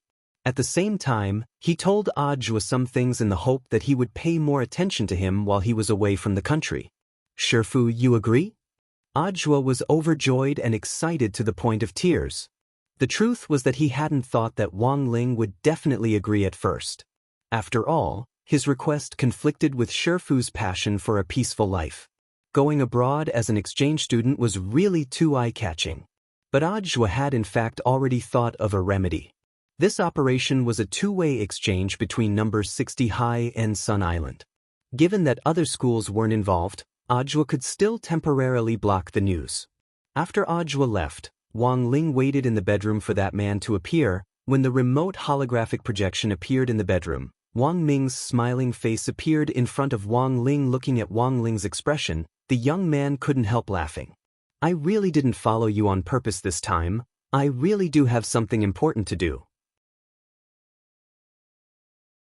He looked at Wang Ling and said, do you remember the silver horn DNA we investigated previously? Teacher Guoping is now an expert in this field. Although he couldn't find any DNA comparison data in the database, he still determined that this silver horn person might be related to some aliens who illegally stayed on Earth on Sun Island. His judgment is the same as the result I got from hacking into the private database. Originally, this matter should have been handed over to Teacher Guoping, but isn't he too busy right now? Wang Ling looked at Wang Ming doubtfully. He knew this man too well. Even if he didn't read his mind, he knew that there must be another reason behind it. All right, I admit that there aren't many opportunities to travel at public expense. I've been cooped up in the country for too long. I just want to find an opportunity to go out and have some fun. Then what about Jiayin? Wang Ling asked telepathically. You definitely won't be able to shake her off. She'll buy another plane ticket to follow us, said Wang Ming. At that moment, Loopy Toad, who had been lying on the ground in silence for a long time, lazily raised its eyelids and chuckled. I think this girl should like you. Be more confident, don't should. She just likes me, said Wang Ming. Wang Ling and Loopy Toad rolled its eyes. You already know that, but you're still hanging on to her? I'm doing this for her own good. Also, I think it's probably impossible for me and Jiayin to be together, Wang Ming sighed. I used the brain deduction technique to calculate our compatibility, but it's really too low. There's only a very small chance that we'll end up together happily. Saying this, Wang Ming raised a finger. You only have a 10% chance? Asked Loopy Toad. Wang Ming shook his head. No, 10%. Wang Ling and Loopy Toad. Wang Ming's smile gradually faded. Maybe I really am not the one she's destined to be with. If Zhai Yin is with someone else, she might live a happier life. On the other side, news of the Sun Island student exchange program had also reached the Jiogong family. This was an internal communication between Jiogong Ryoko and the Jiogong family to release the news in advance. This was also a plan that Jiogong Ryoko and Ajwa had come up with after discussion. Is number 60 High going to send 3 students over, Ryoko? The person who spoke to Jiogong Ryoko was the Jiogong family's exclusive foreign affairs liaison officer, Luminous Immortal Kazuo. This was a tall old man with silver-white hair. He had white hair and a ruddy complexion, and didn't have the slightest wrinkle on his face. Yes, Uncle. I'll send you the information on the 3 people and the teacher leading them, said Jiogong Ryoko. No problem, leave it to me. Don't worry, Miss Ryoko. I'll definitely contact the best school closest to the Jiogong family and give our distinguished guests from afar the best experience. Luminous Immortal Kazuo smiled. By the way, Miss Ryoko, won't you take this opportunity to come home for a visit? The family head, Old Master and Old Madam miss you.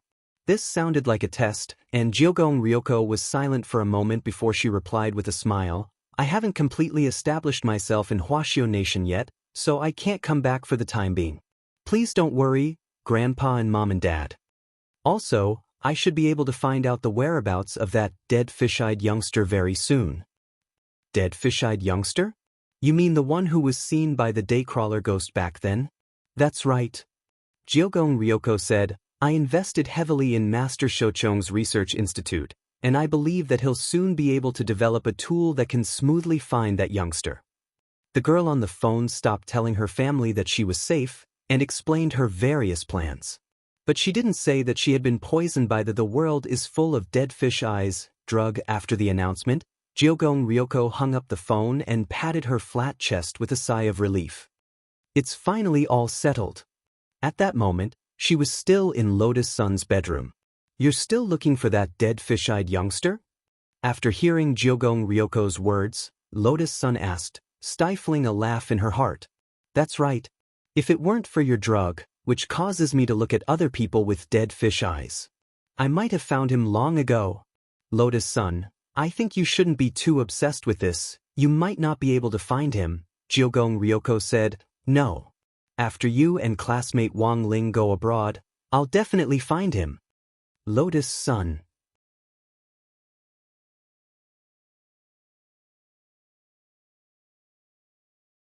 Chapter 1494.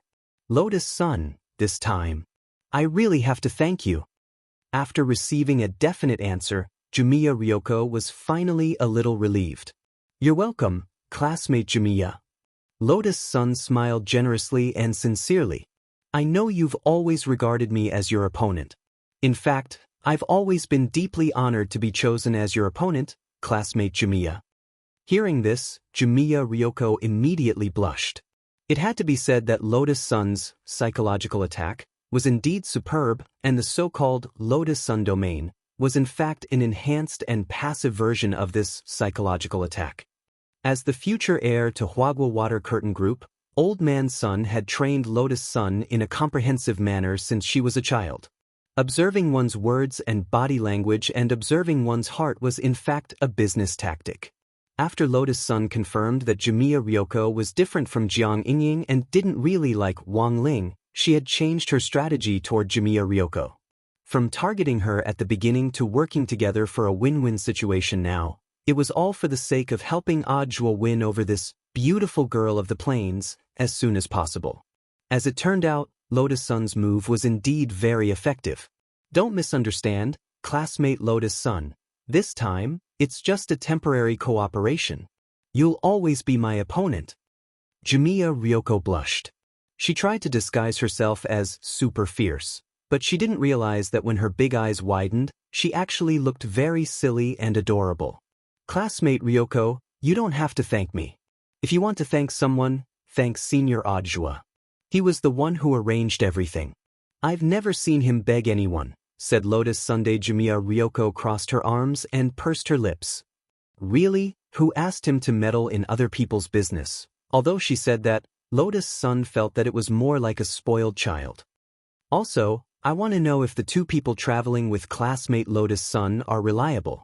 Don't worry, classmate Ryoko, they're both on the same side. One is classmate Wang Ling, whom you've already met, and the other is Wang Shower, who's suspended from school. I know classmate Wang Ling, the one with the delicate features and dead fish eyes? Ryoko Kamiya shrugged. She didn't care too much about Wang Ling because the effects of the drug hadn't worn off, and she looked at everyone with dead fish eyes. In contrast, she was actually more concerned about Wang Ming. By the way, who is this Wang Shao? What do you mean by saying that they're all on our side? Senior Ajwa didn't tell you? Lotus Sun suddenly smiled. Student Wang Ling and student Wang Shao are actually his disciples. However, this matter has not been made public yet, so I hope that classmate Yoshiko can keep it a secret. He has a disciple? Lotus Sun said, Senior Ajwa is so awesome, of course he has to choose the right person to inherit his mantle. I see. Hearing this, Kwamiya Ryoko showed an expression of sudden realization and nodded like a chick pecking at rice. By the way, does classmate Yoshiko still suspect Senior Ajwa? He's a man of genuine ability and learning, Lotus Sun asked deliberately. I just feel that it's necessary to take a look. Senior Ajwa is a good man. And in terms of age, it shouldn't be a problem for you, Lotus Sun said deliberately. I'm underage. Kwamiya Ryoko emphasized. Oh, that's right, I almost forgot. Classmate Yoshiko is the same age as me. She didn't know if it was her imagination, but Kwamiya Ryoko suddenly realized that Lotus Sun always seemed to be implying something. The girl in front of her was much scarier than she had imagined. The Sun Island exchange program had actually been proposed by the Kwamiya family from the very beginning and could be considered Kwamiya Ryoko's plan to prevent internal strife in the family. In fact, this plan had always been in the process of being implemented and could be activated at any time at Kwamiya Ryoko's command. No one had expected Kwamiya Ryoko to be so meticulous at such a young age, and she hadn't expected her plan to be put to use so soon. If it was possible, Kwamiya Ryoko hoped that she would never have to use this plan for the rest of her life. That night, Kwamiya Ryoko closed her eyes as she tossed and turned in bed, thinking about a lot of things. She didn't know how much time had passed before she finally fell asleep. In her dream, she found herself walking on the surface of a frozen lake. A snowstorm blocked her view. For a moment, Kwamiya Ryoko found that she couldn't see the road in front of her clearly. The faces under her feet were smiling at her at first, but then they suddenly turned into ghosts and leaped out of the frozen lake, turning into all kinds of ferocious forms and pouncing on her. This dream again. This wasn't the first time Kwamiya Ryoko had dreamed of such a nightmarish scene. She silently stood in the snowstorm, watching these ghostly faces attack her body. She let them turn into masks that were difficult to tear off, layer by layer, covering her pure white face. She didn't know when it started, but she began to find that her family had become more and more complicated. When she was young, the big, happy family that had been so warm that it could melt everything in her heart, gradually began to be overshadowed by all kinds of dark undercurrents. She didn't know when it started, but Kwamiya Ryoko found that her smile began to lessen. She began to learn to disguise, to fake a smile, and to put on the cold face of society to deal with all the difficulties in front of her. She seemed to have become what she hated the most. All the changes, all the helplessness, made Kwamiya Ryoko like a bird frightened by the mere twang of a bough. She lived carefully, as if walking on thin ice, and in this doomsday scene, Kwamiya Ryoko walked for a long time. It should be over soon. She estimated the time of this nightmare in her heart, feeling that she was about to wake up. But what the girl didn't expect was, for the first time, her doomsday nightmare actually had a follow-up. At this time, just as she walked alone on the ice, enduring the impact of the snowstorm and the ghostly faces. A ray of light suddenly pierced through the scene in front of her. In an instant, the snowstorm dissipated, and there were no clouds for thousands of miles. The sun shone on the frozen lake, and those annoying ghostly faces all evaporated one by one, completely disappearing. Classmate Ryoko. The familiar voice made Kwamiya Ryoko instantly look in the direction of the voice. And at the end of the voice was a man standing on the riverbank, waving at her and smiling at her. At that moment, Kwamiya Ryoko felt as if her heart had been struck by something. Like shedding dead skin, the facial makeup on her face peeled off her cheeks layer by layer, and then turned into fine powder. She looked at the person in front of her in disbelief, and was about to step forward when the dream suddenly shrank. When Kwamiya Ryoko woke up, it was already the next morning. After waking up, the girl hugged her knees like a frightened little hedgehog, and trembled as she curled up on the bed for a long time. She had actually dreamed of Ajwa. She was crazy.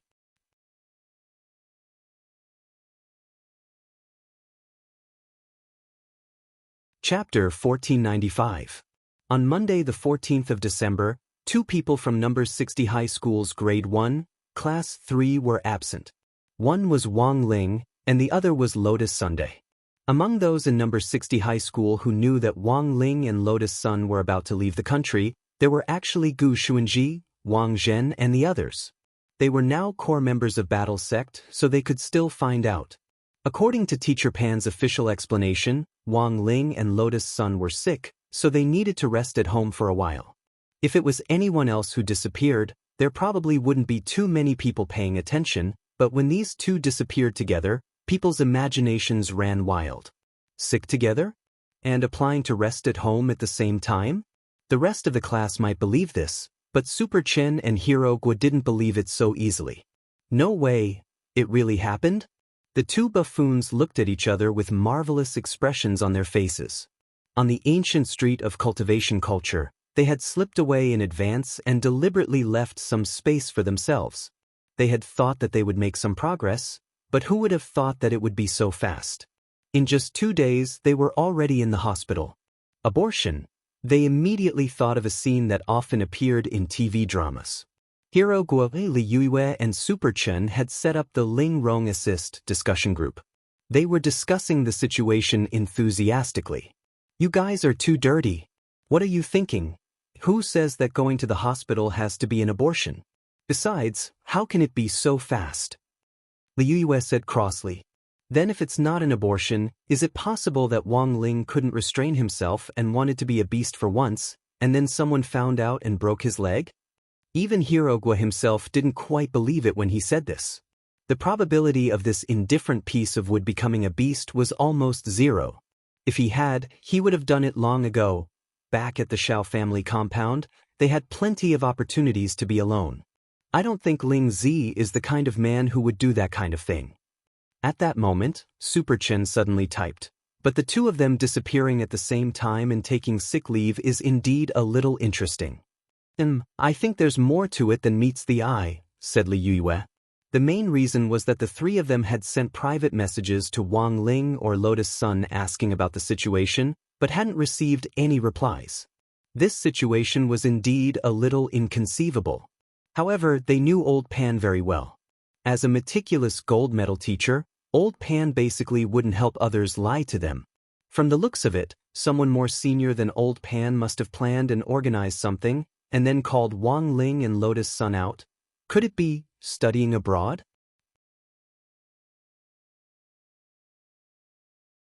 At that moment, Super Chen suddenly said, I remember that when foreign students came to our school in the past, there seemed to be a student exchange program.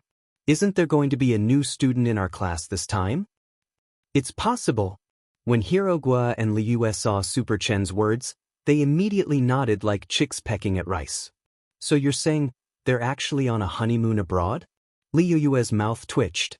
At that moment, Hirogwa couldn't help laughing. Honeymoon is an exaggeration. Can you call it a honeymoon when it comes to cultured people? That's called learning. Liyue said, yes. Study. He. Super Chen chimed in. After some discussion, Super Chen and the others seemed to have an answer. They were Wang Ling's best brothers, and even if they knew something, they would only rot in their stomachs and wouldn't say a word. However, Super Chen and the others weren't the only ones who had doubts about this matter.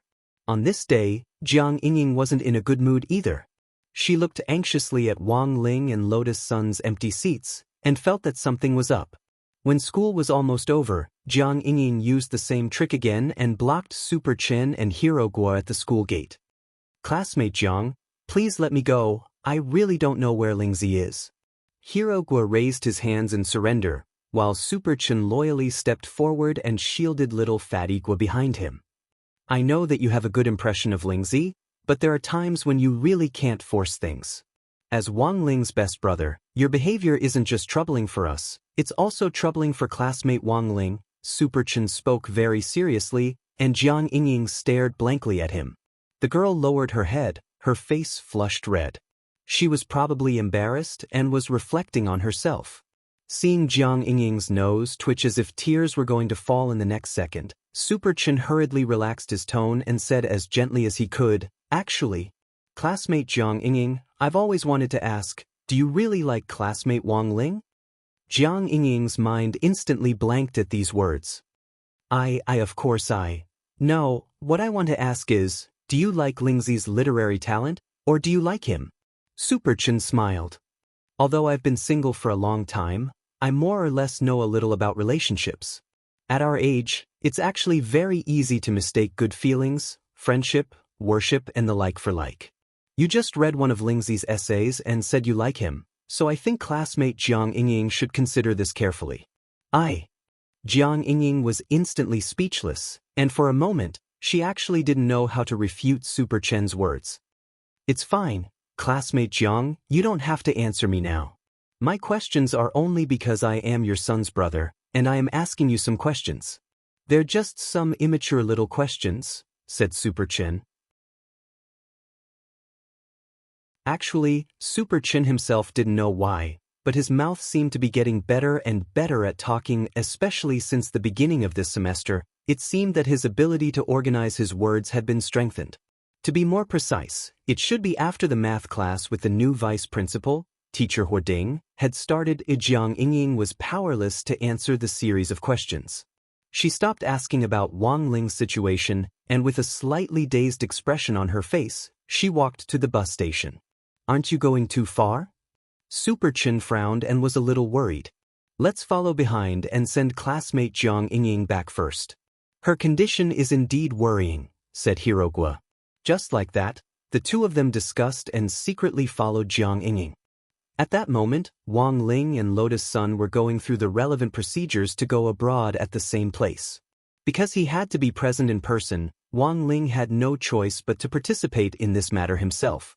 Actually, this wasn't Wang Ling's first time going abroad. The main thing was that it was his first time going abroad according to the official procedures, because he had habitually used teleportation before. Theoretically speaking, Wang Ling had already entered other countries illegally several times. Furthermore, he had repeatedly jumped around, and no one could do anything to him. Huaxiao Cultivation Entry-Exit Administration. At that moment, Wang Ling, who was taking a passport photo, ran into a new problem. "Classmate Wang Ling, can you smile for a bit?" The female police officer who was taking the passport photo raised her SR camera and looked at Wang Ling as she asked. Wang Ling grinned. The female police officer didn't know whether to laugh or cry. "Why do you smile like you're crying?" "Wang Ling, female police officer, come, copy me, isn't Kushuan handsome?" "Wang Ling, female police officer, don't keep silent, just copy me. I'll take the photo."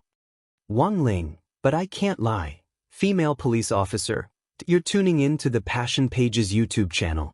We're so grateful for your support and don't forget to subscribe to join us on this incredible journey through captivating stories. Your generosity through donations truly makes a world of difference, as it's the primary source of revenue that allows me to expand and enhance this channel for you. Thank you from the bottom of my heart for being a part of this adventure.